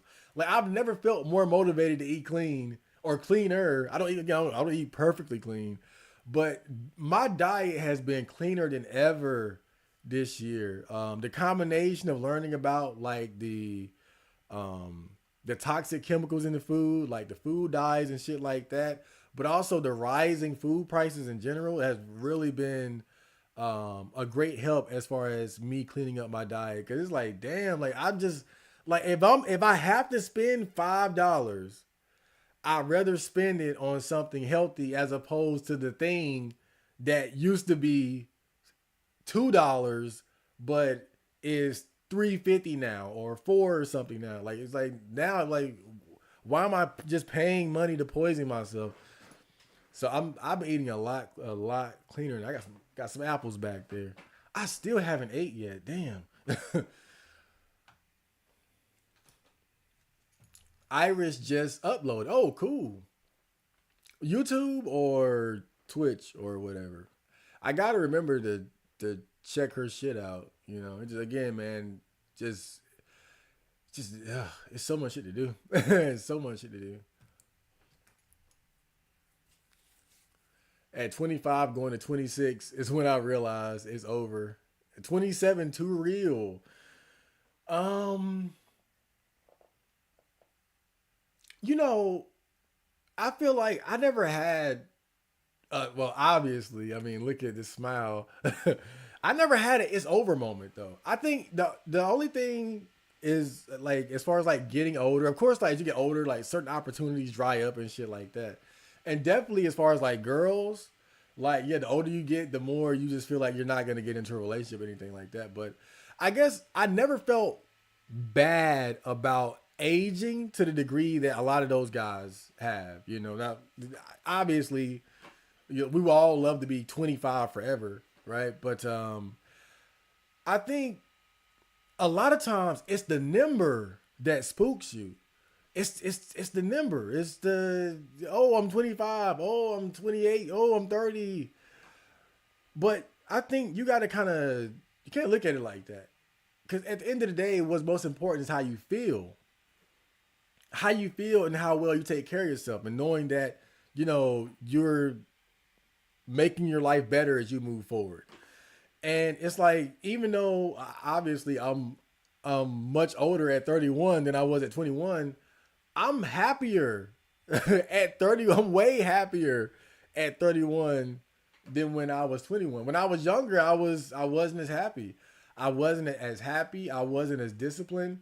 I wasn't as mentally strong. I didn't have the same level of self love and self belief. Like there's so much you gain as you age, as long as you make the right decisions. Now you can fuck up too. Like I fucked up in terms of like finances and money, right? But I took care of myself as an individual, as a person, cultivating character and integrity and self love, and just learning how to be fucking happy, right? Which is a very important skill, And so that's kind of how you got to look at it. Like we all gonna get older. We all gonna, you go from 5 to 10 to 20 to 30 to 40. But the main thing is just how you take care. Like, what are you going to do with that time? How are you going to transition from one age to another? And it's all about taking good care of yourself. Because again, you want to make sure that as you move from 25 to 30, you can at least say, "I feel better than ever." You know, Even as those knees go bad. Now physically, oh God. Not but um last year I was in the and even physically though, last year I was in the best shape of my life ever. I've never been in such good shape. But even as I get older and I start to notice like again, like it takes longer for me to get my legs warmed up for a good run and shit like that. Right. I still notice like, and this is where like the mental aspect comes into it, is that your body is going to is going to weaken in different ways as you get older, but you gotta know how to work around that too, right? So if your legs, if them knees start clicking, them right, then work on your upper body more, right? Just like as one thing starts to decline, find something else that you can, you know, that you can work at or play into, right? And obviously, outside of the physical, you can always continue to develop yourself mentally and spiritually. You can learn, you can grow, you can learn new skills and shit like that. So, it's always just trying to better yourself. Like that's the key, because you can feel better about who you are at 40 than who you were at 30, despite the aging. You can always feel better about yourself. Now, I don't know when you 70, right? When the dementia kick in and shit, I don't know. But I feel like I got at least another good 30, 40 left before that. Hopefully. Ugh. But that's the main thing. Just always try to make sure you're better than who you were last year in any way that you can. And that'll kind of offset the fear of aging.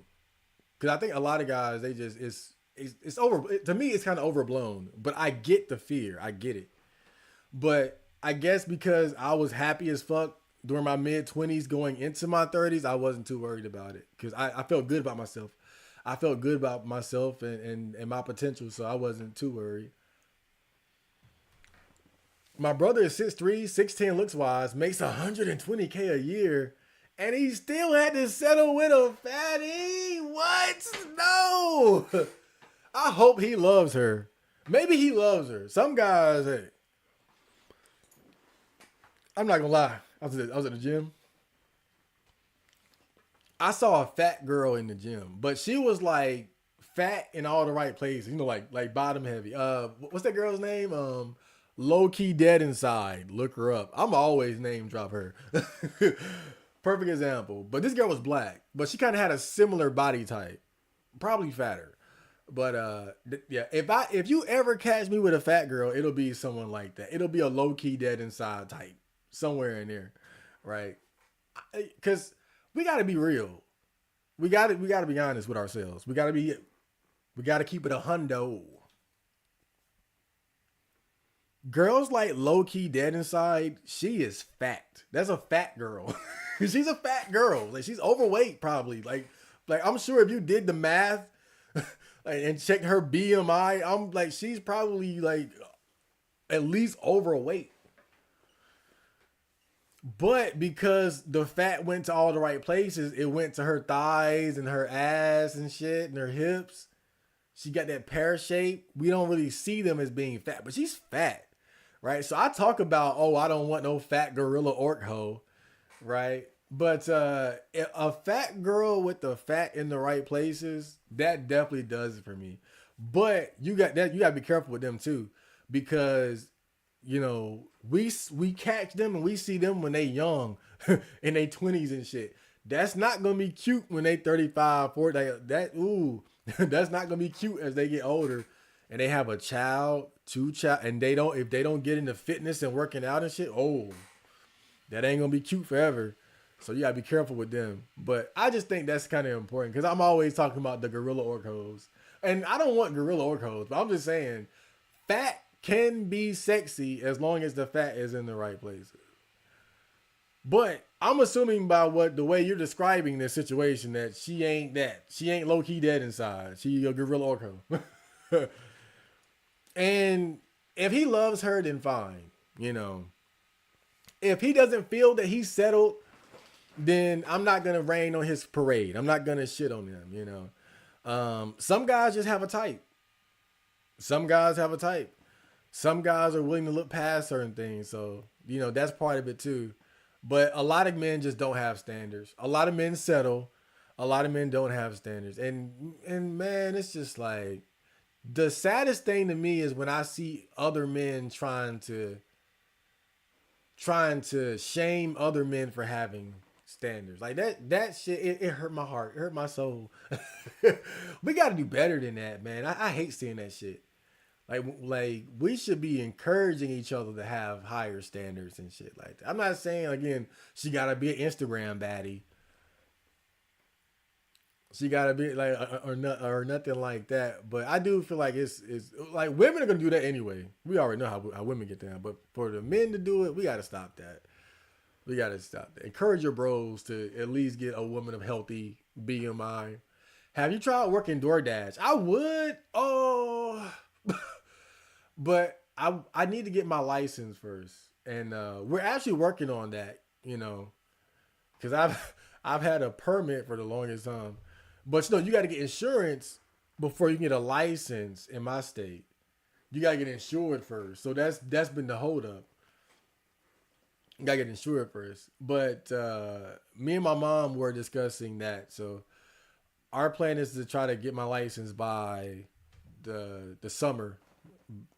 And then I'll think about it. But the thing is, like DoorDash and Uber and all that shit is, it takes a toll on your car, because it ain't like it's not like they're gonna provide you with a vehicle, so you're racking up the miles on your car, and then on top of that, I live in a pretty dangerous city, and so riding around from like different hoods. I don't know how true this is, but I heard like there's a thing where, and I might have heard it just randomly on 4chan. You can, anybody that knows better, let me know. But I heard that like one thing that people would do as far as like DoorDash or Ubering, like they could see, I heard they could see the name of the person taking the order or placing the order. And then they would avoid names that sounded black. So they could avoid having to deal with potential like thugs and gangbangers and shit. Because that is a thing to like to rob delivery drivers or take their car or whatever. Like there was a woman who was killed by a black guy that she was Ubering or some shit like that. And so I've heard like it's a thing where they would actively try to avoid names like Tayshawn, Deontay, Laquana and shit like that, just so they don't have to deal with black people. Like, I don't know if that's true. I heard that probably on 4chan or something. Those Irish streams are fun. I'm starting to like her streams more than the wizard content. Good for her. I'm glad she's doing well. I was just a little worried because I figured maybe she was just gonna lean into the I'm a girl thing too much instead of trying to be more like creative and shit. But hey, if she on the roll, she on the roll. The Iris Sims in the chat. Look, Iris is cool. Iris is cool.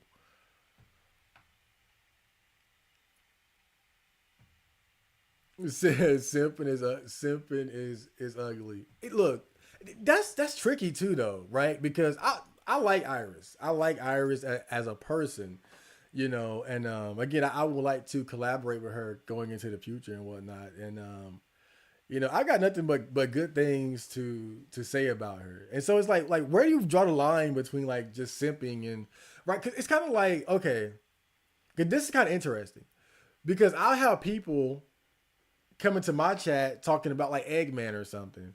And we all love Eggman. Like Eggman is welcome, right? So, but if somebody comes into my chat talking about a girl or Iris, it's simping, right? So I'm just saying it's like I know simping is real, but I think we kind of got to clarify like the difference of like just simping for somebody or just really fucking with somebody as a creator, right? Because I'm pretty sure you guys ain't here because you want to fuck me. So we know that this is just like, hey, we like Chad Marco because his music, he makes good content, he's entertaining. I like him as a person. I like his content. And I think you can feel the same way about a girl technically without simping, you know. So again, I don't want to just say, oh, anybody that says a nice thing about a female content creator is a simp. A lot of times they're simps. a lot, let's be honest. A lot of times they are simps. But that is a important conversation to have. Where do you draw the line? Because if it's cool to talk about me in somebody else's chat or just whatever, right? Like me, I'll name drop Coach Greg Adams a lot. Like I love his content, so you see me quote him and right. So am I simping for Coach? No, I like his content. I think he's a cool brother who makes great red pill content talking about the dating dynamics and shit going on in the world, right? Just a cool motherfucker, right? Iris could be a cool motherfucker to PlayStation guy here, you know. But I think a lot of that just comes to down to like, what's your intent, right? Are you enjoying the content or are you trying to fuck the person? I think because what makes simping pathetic is that you're kind of like you're following and giving somebody attention because you like them and you're hoping that you can kind of escalate towards sex or a relationship or something like that. Like that's usually like the worst like aspect of simping and the motivation behind it, is guys giving girls attention because they're girls and just trying to get any bit of like that female attention back. Most of them probably aren't delusional enough to think they'll end up fucking Pokimane or something like that. But a lot of the draw of female content creators is the fact that they're a female, regardless of if they have anything interesting to say, regardless of if they're very creative or create worthwhile content and shit like that. But again, that's just not always the case. But people wonder why, like the thing I was talking about, and when I was talking about Iris rejecting me, and why I asked her right? When normally I never ask girls out and shit like that. But that's because I wanted to get that out the way so that I wouldn't be simping. Right? So now we can just be cool. I know you don't like me. It's not gonna happen. Great. So not anything I say about her or anything we collaborate, I'm doing it knowing that okay, we're just cool. We're just friends. Right? We're not gonna right, we're not gonna magically fall in love and shit like that. So I can look at her just as like, a fellow content creator as opposed to a fleshlight.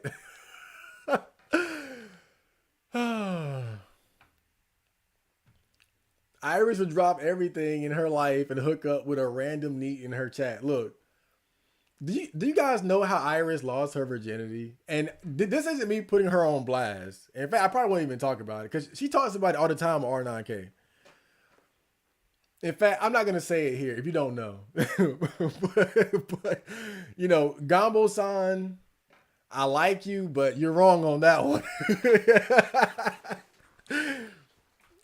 You dropped the ball this time. You missed the mark. But you're making a good point though. That's a real point. This is the problem.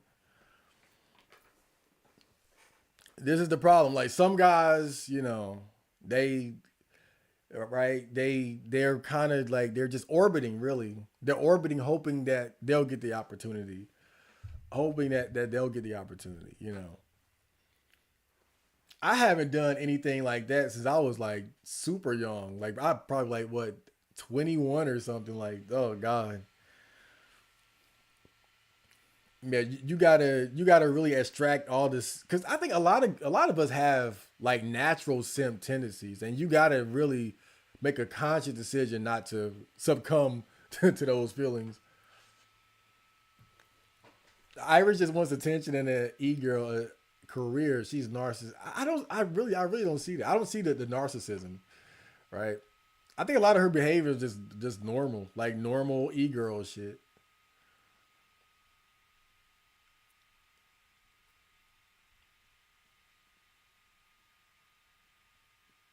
Iris gives me hope. It's not over for me yet. If you need bros won't go for it. Yeah, I mean, look, shit, man. Yeah, I mean, I ain't trying to rain on. I'm not trying to rain on your parade.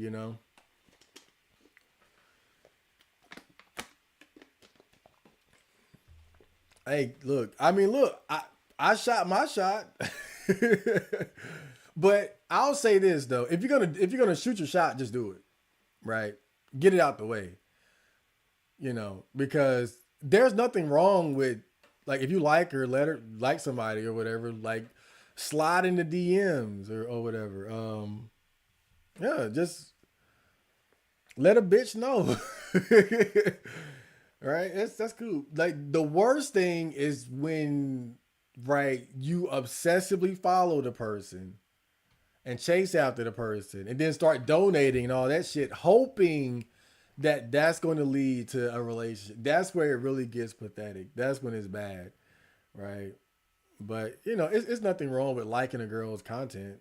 I just think it's more complicated because if you can like her and then you don't know how much of that is you liking her, the girl, versus her, the content creator. It's a fine line there.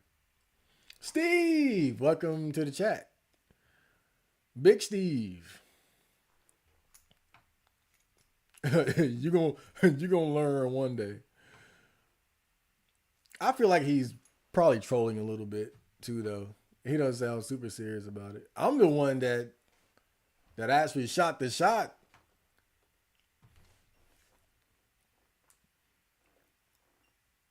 That was me that commented the hiring black pill story. Funny enough, the manager settled for a young single mom with tats, but definitely higher SMV than me. Yeah, okay. I knew it was somebody from the chat. You know, when I didn't get the job at Planet Fitness, I told my mom, and she implied that the hiring manager, which was like an older white lady, that she might have been racist, and I was like, get out of here, like. I get it. You're coping for your son. Certainly, it couldn't have been my fault. But I ain't gonna lie, bro. Like every person she's hired since then has been white. Oh man, white dude. Like I think like two white guys and a white girl. So I'm kind of. No. It's certainly a coincidence.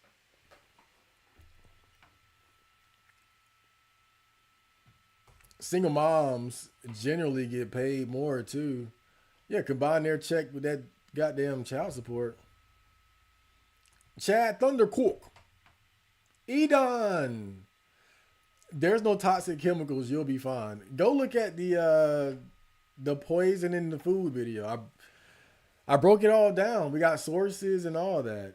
In fact, I think California just banned. I think California just banned certain foods from being served in schools because of the food dyes, which are known to be potentially toxic, and um, some of them have carcinogens in them. Apparently, let me see. California banned Cheetos. I didn't know Cheetos had food dye on them. I thought it was like natural herbs and spices and shit. All right, so real quick, cause Edon don't believe me over here. Switch.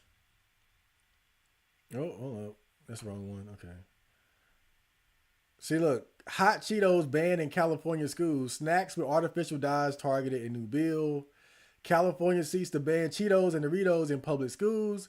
California considers ban on flaming hot Cheetos and other popular snacks because a lot of these they have artificial dyes in them, and a lot of these dyes like Red 40, Yellow 6, Blue Lake, all that shit is like banned in other countries like Great Britain. Like they use alternatives to color their snacks and their food. They use like natural alternatives to give the foods their color. Um, and so it's definitely something to be concerned about. I think Red 40 in particular has a known carcinogen called benzene in it or something like that. So yeah, some fucked up shit. And Red 40 is in a lot of stuff, is it? And I'm sure I probably got probably damn eight cancers. No, I'm playing. I hope not. But my favorite snack has always been like Twizzlers, and Twizzlers is just what red dyed candy. I've eaten that my whole life. I haven't eaten one Twizzler since I read that article, bro. I haven't eaten not one. Um, I need to find some with some natural dye. But yeah, here you go, man. And there was an article that I talked about and showed in the video where they had a side by side comparison of the ingredients of the same snacks and foods, but the difference of the ingredients list in America and I think the UK, and you can see the side by side that the UK doesn't the ingredients list is different. One, they don't tend to have as many ingredients, and they don't have like specific ingredients like the artificial dyes and shit like that because again, known carcinogens, and they also have been studied to have a impact on the like children's behaviors. Like they've attributed certain artificial dyes to like ADHD or ADHD like behaviors in children, and noticed an improvement in the children's behavior when these dyes were taken out of their diet. But this seems to be something that differs person to person. Like some people, I saw one video, it was an adult, a white guy, and he was saying he's someone that has a sensitivity to these artificial dyes. Like he says when he eats them, he feels it, he knows it.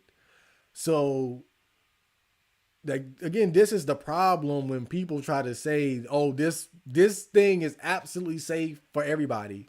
When again, people different bodies and shit, like our bodies don't work the same. Some people certain chemicals, certain ingredients going to have a different effect on people. But yeah, here you go. Here you go. Kind of funny, like that California is one of the first places to do this because California is kind of seen as being like a liberal hellhole these days. But I guess even a broken clock is right twice a day, right?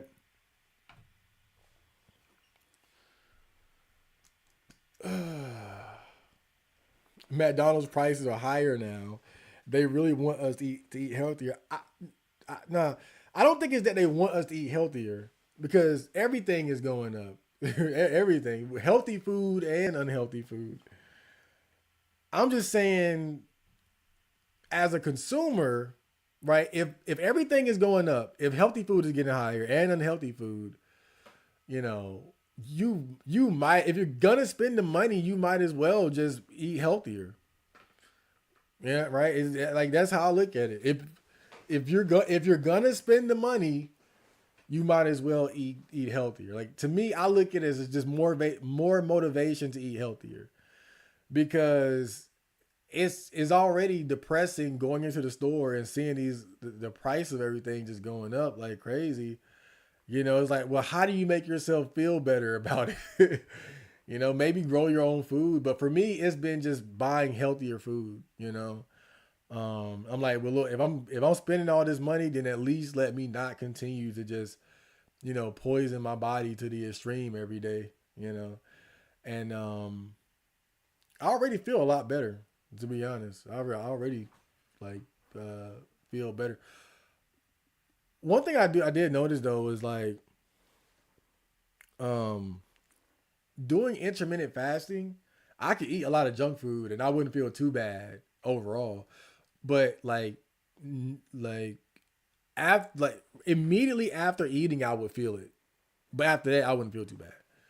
But eating like the difference I noticed between unhealthy meals and healthy meals is like you can like feel it in your body. Like I don't feel lethargic after I eat a big meal anymore. Like I can make a big plate, right? Beef, chicken, vegetables, eggs, cheese, biscuit, and just gobble it up. Apple on the side, water, and just feel good, feel normal. But if I eat like cheeseburger, French fries, barbecue sauce, I can feel that grease just circulating through my veins and shit. Like it's crazy. You ever gonna have kids? Probably not. Probably not. More than likely not.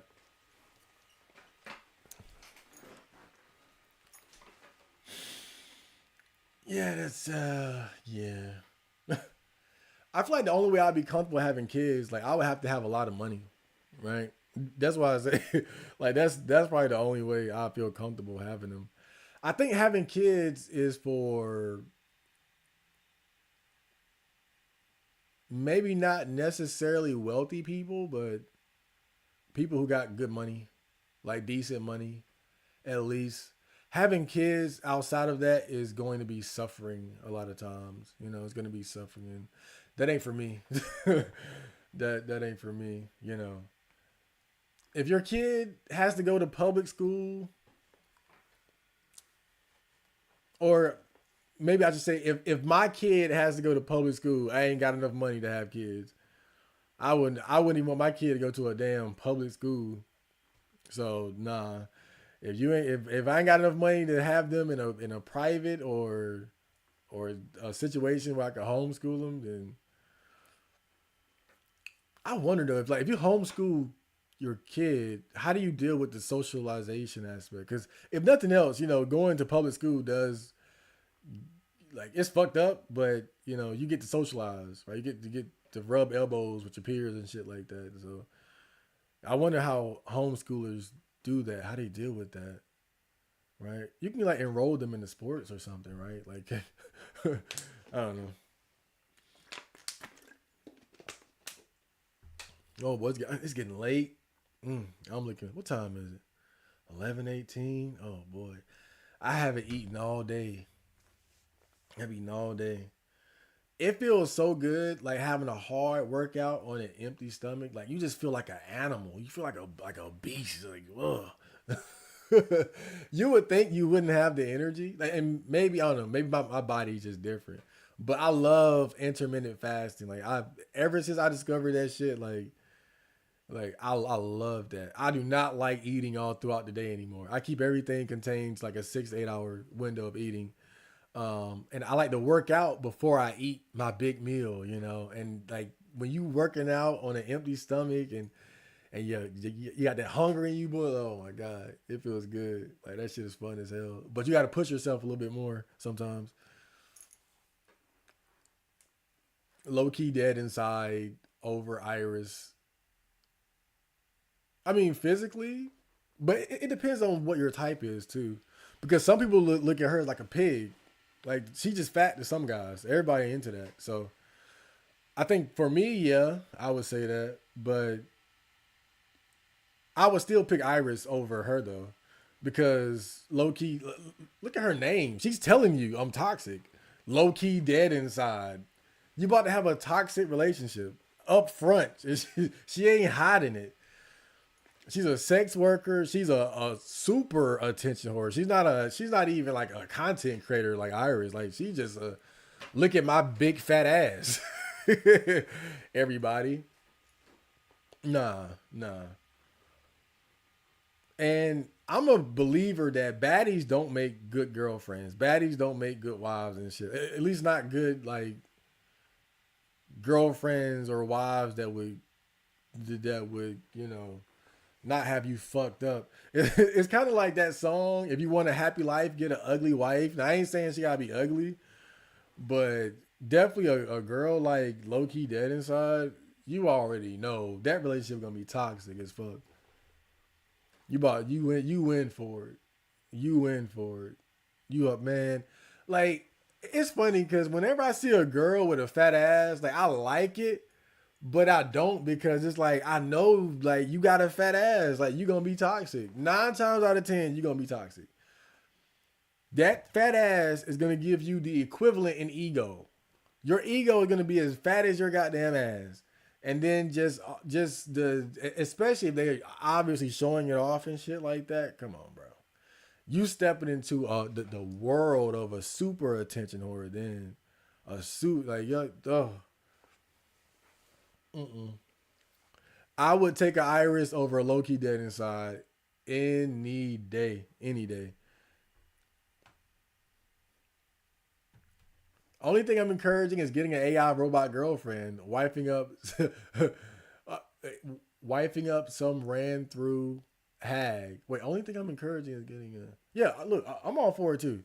I can't wait, but I feel like it's gonna come right by the time we get to that. If we get to that, because I feel like they're gonna try to like like look at what they're already doing with AI, where they're trying to get ahead of every advancement to make sure that they control what you can do with it. You know, like they got this AI music shit that can just make a song like that. And I put in something offensive and explicit just to test it, and boom, nope, you can't make that. Like look at where we are. Like they're already trying to get ahead of it. They do not want AI to be like free and to not be controlled by them, and that bothers me. I'm hoping there's gonna be an AI revolution, bro.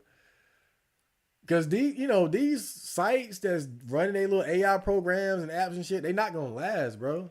If they keep censoring it and trying to prevent people from making what they want to, it's not gonna last. Because if you have a AI image generator that can equal what the Bing AI image generator does, but without the censorship, where are people gonna go? Where are people gonna go? And that's what you got to think about. And they know that. They know that. So they are not going. I'm telling you, bro. They're going to lobby and do everything they can to get ahead of this shit because they're never going to want that shit to be like just out in the open. But of course, a lot of people believe that just the way technology is, it's going to be difficult to just try to basically keep that contained in within their sphere of control. And I hope I can't wait. I can't wait, boy. I can't wait because as useful as the AI apps are, they're so censored, you know. They're censored, they're controlled, you know. It's not free. It's not liberated. Man, I want to open Pandora's box. I want to open the box, baby.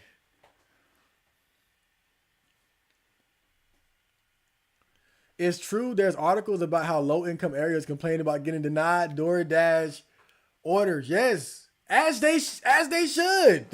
Shit. Let's be honest, black people. Let's be honest. Don't like. I'm not even mad at it. Goddamn.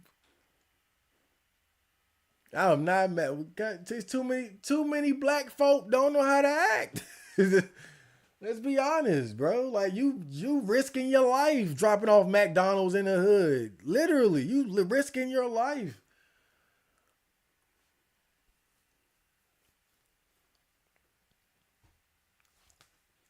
I got home from the gym the other day, and the second I got my hand on the doorknob, I hear gunshots like down the street. I'm like, damn.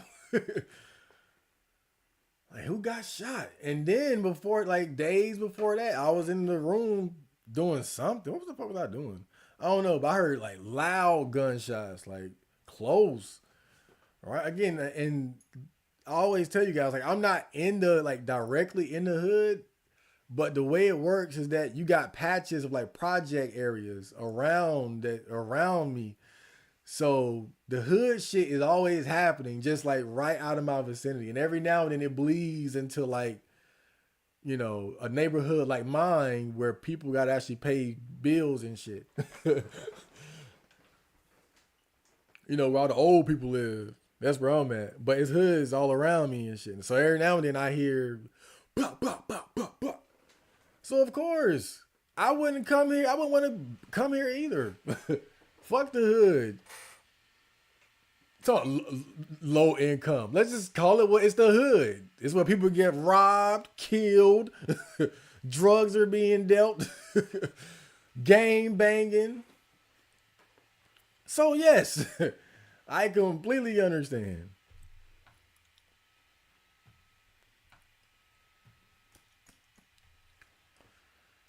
The only reason anyone watches young girls is because they lonely and desperate. It's not all. It's not all. It's not all. And because I'll give you a good example. You guys know I love survival horror games. One of my favorite like let's play YouTubers. I forgot her name. I haven't watched her in a while. But it's Gabby something. But she does a lot of like horror video game playthroughs, right? And dude, I love watching her shit. Like, cause you can tell she's a girl she's a girl, but she has a real passion and enthusiasm for survival horror games. The bad ones, the good. There's another one too. I think her name was like Ruby or something. But there are some girls who just make good content. But again, you gotta be passionate about what you do. I can tell, oh, this girl just loves survival horror games. She just loves like the shitty ones, the good ones, right? The good, bad, just like me. Right? And so that's why I like watching her. Because of course she's a girl, but she's passionate about this. She really likes what she's doing. She ain't just up there with her titties out. Like she's making like good content. Like she's someone that I would literally watch. So that's not always good. And she got a boyfriend, right? So of course, she got a boyfriend. I have no idea where she lives. She could be dead right now. I wouldn't know. But yeah, it's not always. A lot of times, but it's a lot. It's a lot. I'm just saying though, there are some girls who are like legitimate content creators, and they don't depend entirely on their looks. It happens. Some of those girls, they put in some real work. They put in some real work. They got charisma, like I do. Some of them got charisma. They know how to. They know what the fuck they're doing. So I'm gonna just give credit where credit is due. You know. But most of the time, right? It's guys just trying to soak up some of that good old feminine energy, right? Sometimes that's sure most of the time, most of the time even. But I'm just saying we got some real ones. We got some real ones. We got some real ones. I can't wait to go eat. I can't wait. I can't goddamn wait to go eat. Whew.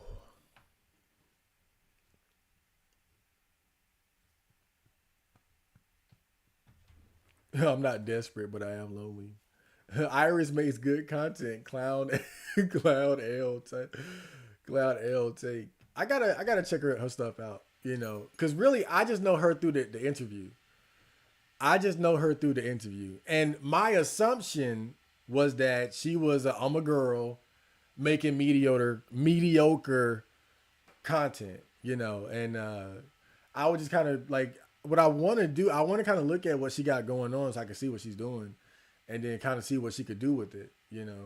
Because she already got the I'm a girl advantage. So if she can find just a lane or something that she's legitimately passionate about, something she can do consistently, then she can start making like some good content. I'm not saying her shit is bad. I haven't really checked her out outside of the interview though, and just seeing her on like R9K and shit like that. So I can't really tell, but I definitely just am assuming that she was making mediocre I'm a girl content. Which is cool, right? Some girls that can be your bread and butter. Like I'm not saying that to judge her, right? But that's what a lot of girls do, right? I'm a girl. I can do what I can make whatever I want, and then guys are gonna want to look at me because I'm a girl. That's just real shit, right? That's an advantage that she has. It's an advantage that she should take. That she should, it's an advantage she should take advantage of. Oh boy, advantage.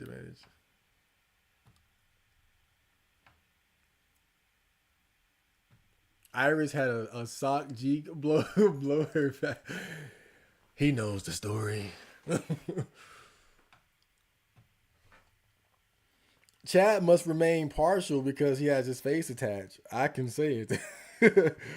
I mean, everybody knows. That's like a common thing that comes up when a Iris thread is on R9K. They always talk about how she got her back her back blown out by a Indian virgin or some shit. I don't know. I don't know all the details. So, um, but yeah, apparently that's what happened. And but I only brought that up to say, like apparently the guy that she lost her virginity to was a virgin too. So, um, it doesn't seem like has like normie taste in guys. Because what do we always, well, not we, but what do people always say? Never tell a girl you're a virgin, right? But in her situation, it didn't seem to matter. So a lot of girls would not go for that. A virgin Indian dude. What? What? So I'm just saying, if there was ever a streamer girl to hope that you had a chance with, maybe Iris is the one, because she doesn't seem to have like the typical like normie girl taste in guys. But who knows? I don't really give a fuck. But nothing wrong with shooting your shot. I got a video about that coming out soon too. But more so about code approaching.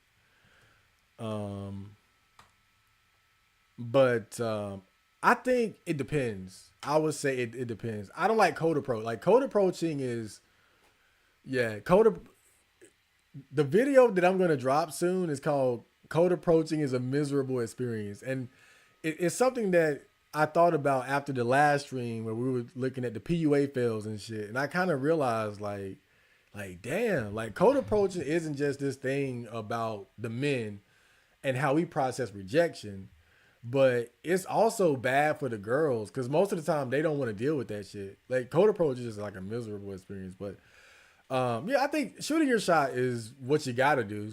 what you're gonna have to do most of the time. But um, I guess I'm more so for the warm approach. Like if I was gonna ask a girl out, then I want to have a easier way into the door. You know, like but the whole cold approach thing, I don't like that. I don't like the cold approach. Like asking a girl out when you don't really know her or know what she's about. I'm not into that. You know, and then it's easier to do too when the ice is already broken. Because then it's not necessarily going to be a situation where you know that you're definitely or definitely might make her like uncomfortable. Oh, strange man hitting on me. But I think even kind of like what I did with Iris can be bad too though, right? Because it can be um like oh my guy friend asked me out. Oh, that's weird. Right. So that can be bad too, but definitely not a code approach. I think shooting your shot cool, but not when it's a code approach. Ugh, code approach is just miserable looking to me.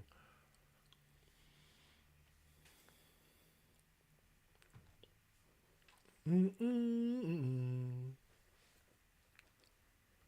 The AI robot girls will save us. I swear to God, the modern dating scene is unredeemable.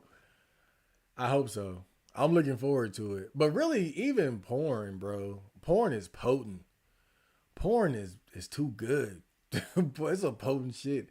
You know, I know I made a video where I was like, "Oh, the porn addiction ain't that serious," and I stand on that. Not when you're comparing it to alcohol and shit, but damn, bro. Like I've had times where I was jacking off and I was just like, "Yo, this shit is too good. It's too good, bro."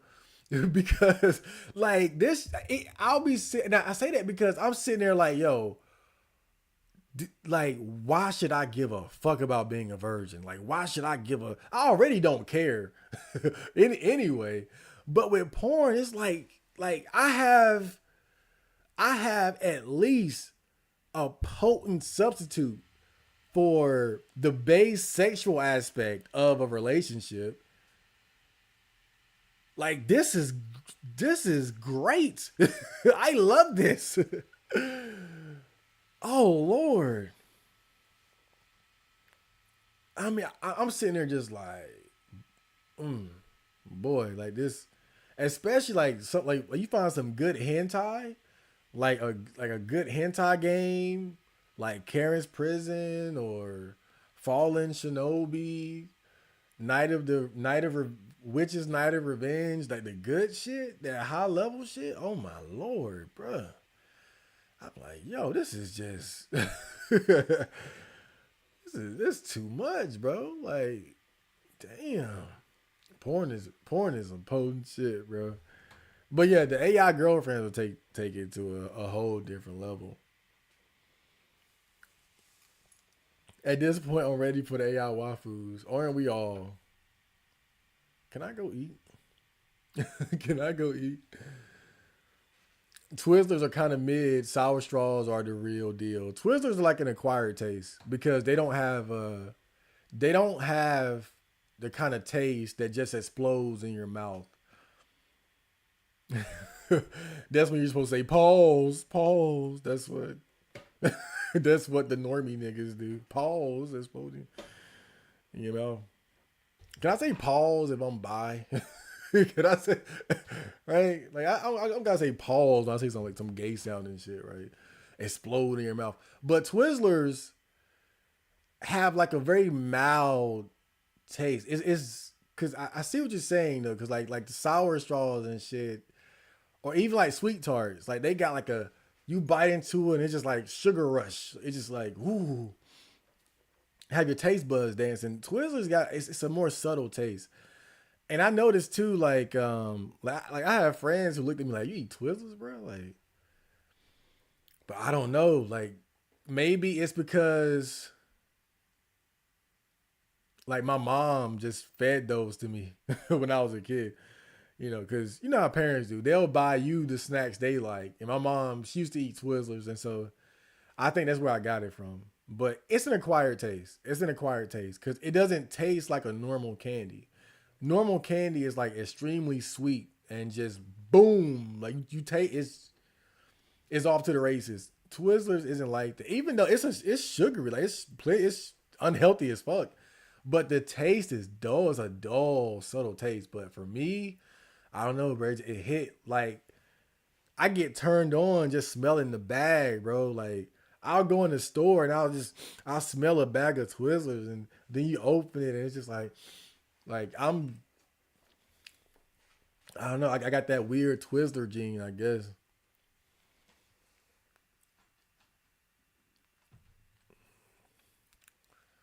If Iris was a guy with the same personality, you wouldn't tune in. They are maybe, yeah. Again, that's if you're a girl and you want to, you want to be more than a, I'm a girl, then you got to think about shit like that. I like Iris, but I haven't really looked at her content to come to a conclusion about it. But if she's really interested in not just being a girl making content, then that's something that she could take into consideration. Because like I don't have a choice. I had to come to the internet offering gifts. I came with life is neat. That film with no girl. I came with gifts that I cultivated for years. Remember, I was a whole different rapper before I started rapping about the real shit that I was going through. I was rapping about weed and I was smoking weed.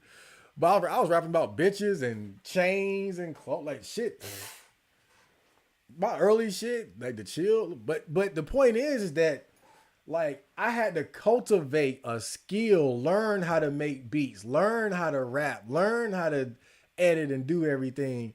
And then when I started making the Life's is Need and the I like pretty girls, cartoons, and smoking weed. And when I made the Super Goku Super Saiyan, and I came offering gifts, like look what I made, guys, and that's what got me going. I could have come on. I'm black.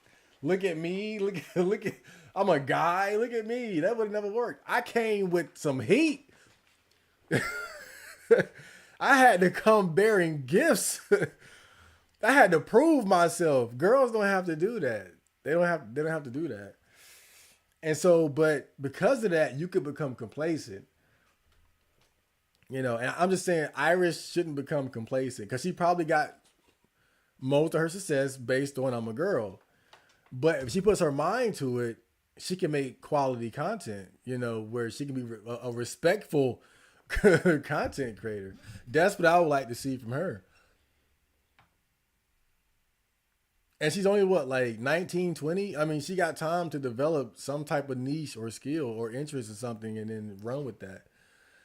Even if it's just a handful of games that she could master and then like damn, my hand is kind of cute, but I gotta damn look at that. That's a nice hand. Shit. Oh boy. Yeah. Yeah. Yeah. Okay. But but like I see guys like you have like Skyrim experts that just make Skyrim videos. Like how long does it take to earn 1 million gold in Skyrim? Can you beat Skyrim with only the starting gear? Can you beat Skyrim without leveling up? Something like that. Master something, figure something out beyond the surface level and then run with that. But the fact is, because you're a girl, if you're a girl, you're always going to have that advantage too. Because not only can you be, I'm a girl, and have in-depth knowledge and a skill that you can, and real value to give to an audience, they're going to also say she's a girl who isn't just a girl. She's right. So again, man, that's why I really hope Iris puts her mind to it and you know turns herself into something more than just a, I'm a girl streamer.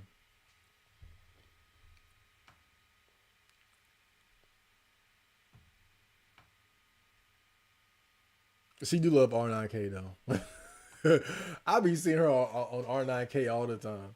I'll be on R9K too, but you know I only post a chat Marco every now and then, like when I'm posting like a video or some shit like that.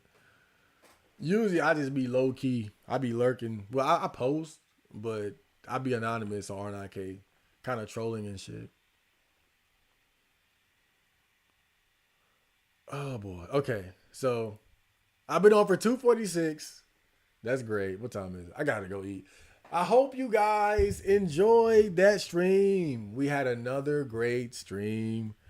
Again, I'm trying to get at least one of these in the week. You know, before people always wanted me to do more face streams or just what do they call it on Twitch? Just chatting streams like this. And this has been great. I'm glad that now I've finally started doing it more. You know, one of the main reasons why I'm doing it more now, I got a new webcam. The quality is the same, but my old webcam used to always fuck up and turn off at random periods. This one can do it too. I don't know what it is, but it's much better. But I got a better overall setup, like my lighting and all that. Hold up. Oh, and speak of the devil. So it's whenever I bump my shit, it turns off. Okay. But the other one would turn off even easier. Let me see if I can get this shit back on. Huh? Okay, we back. But yeah, look.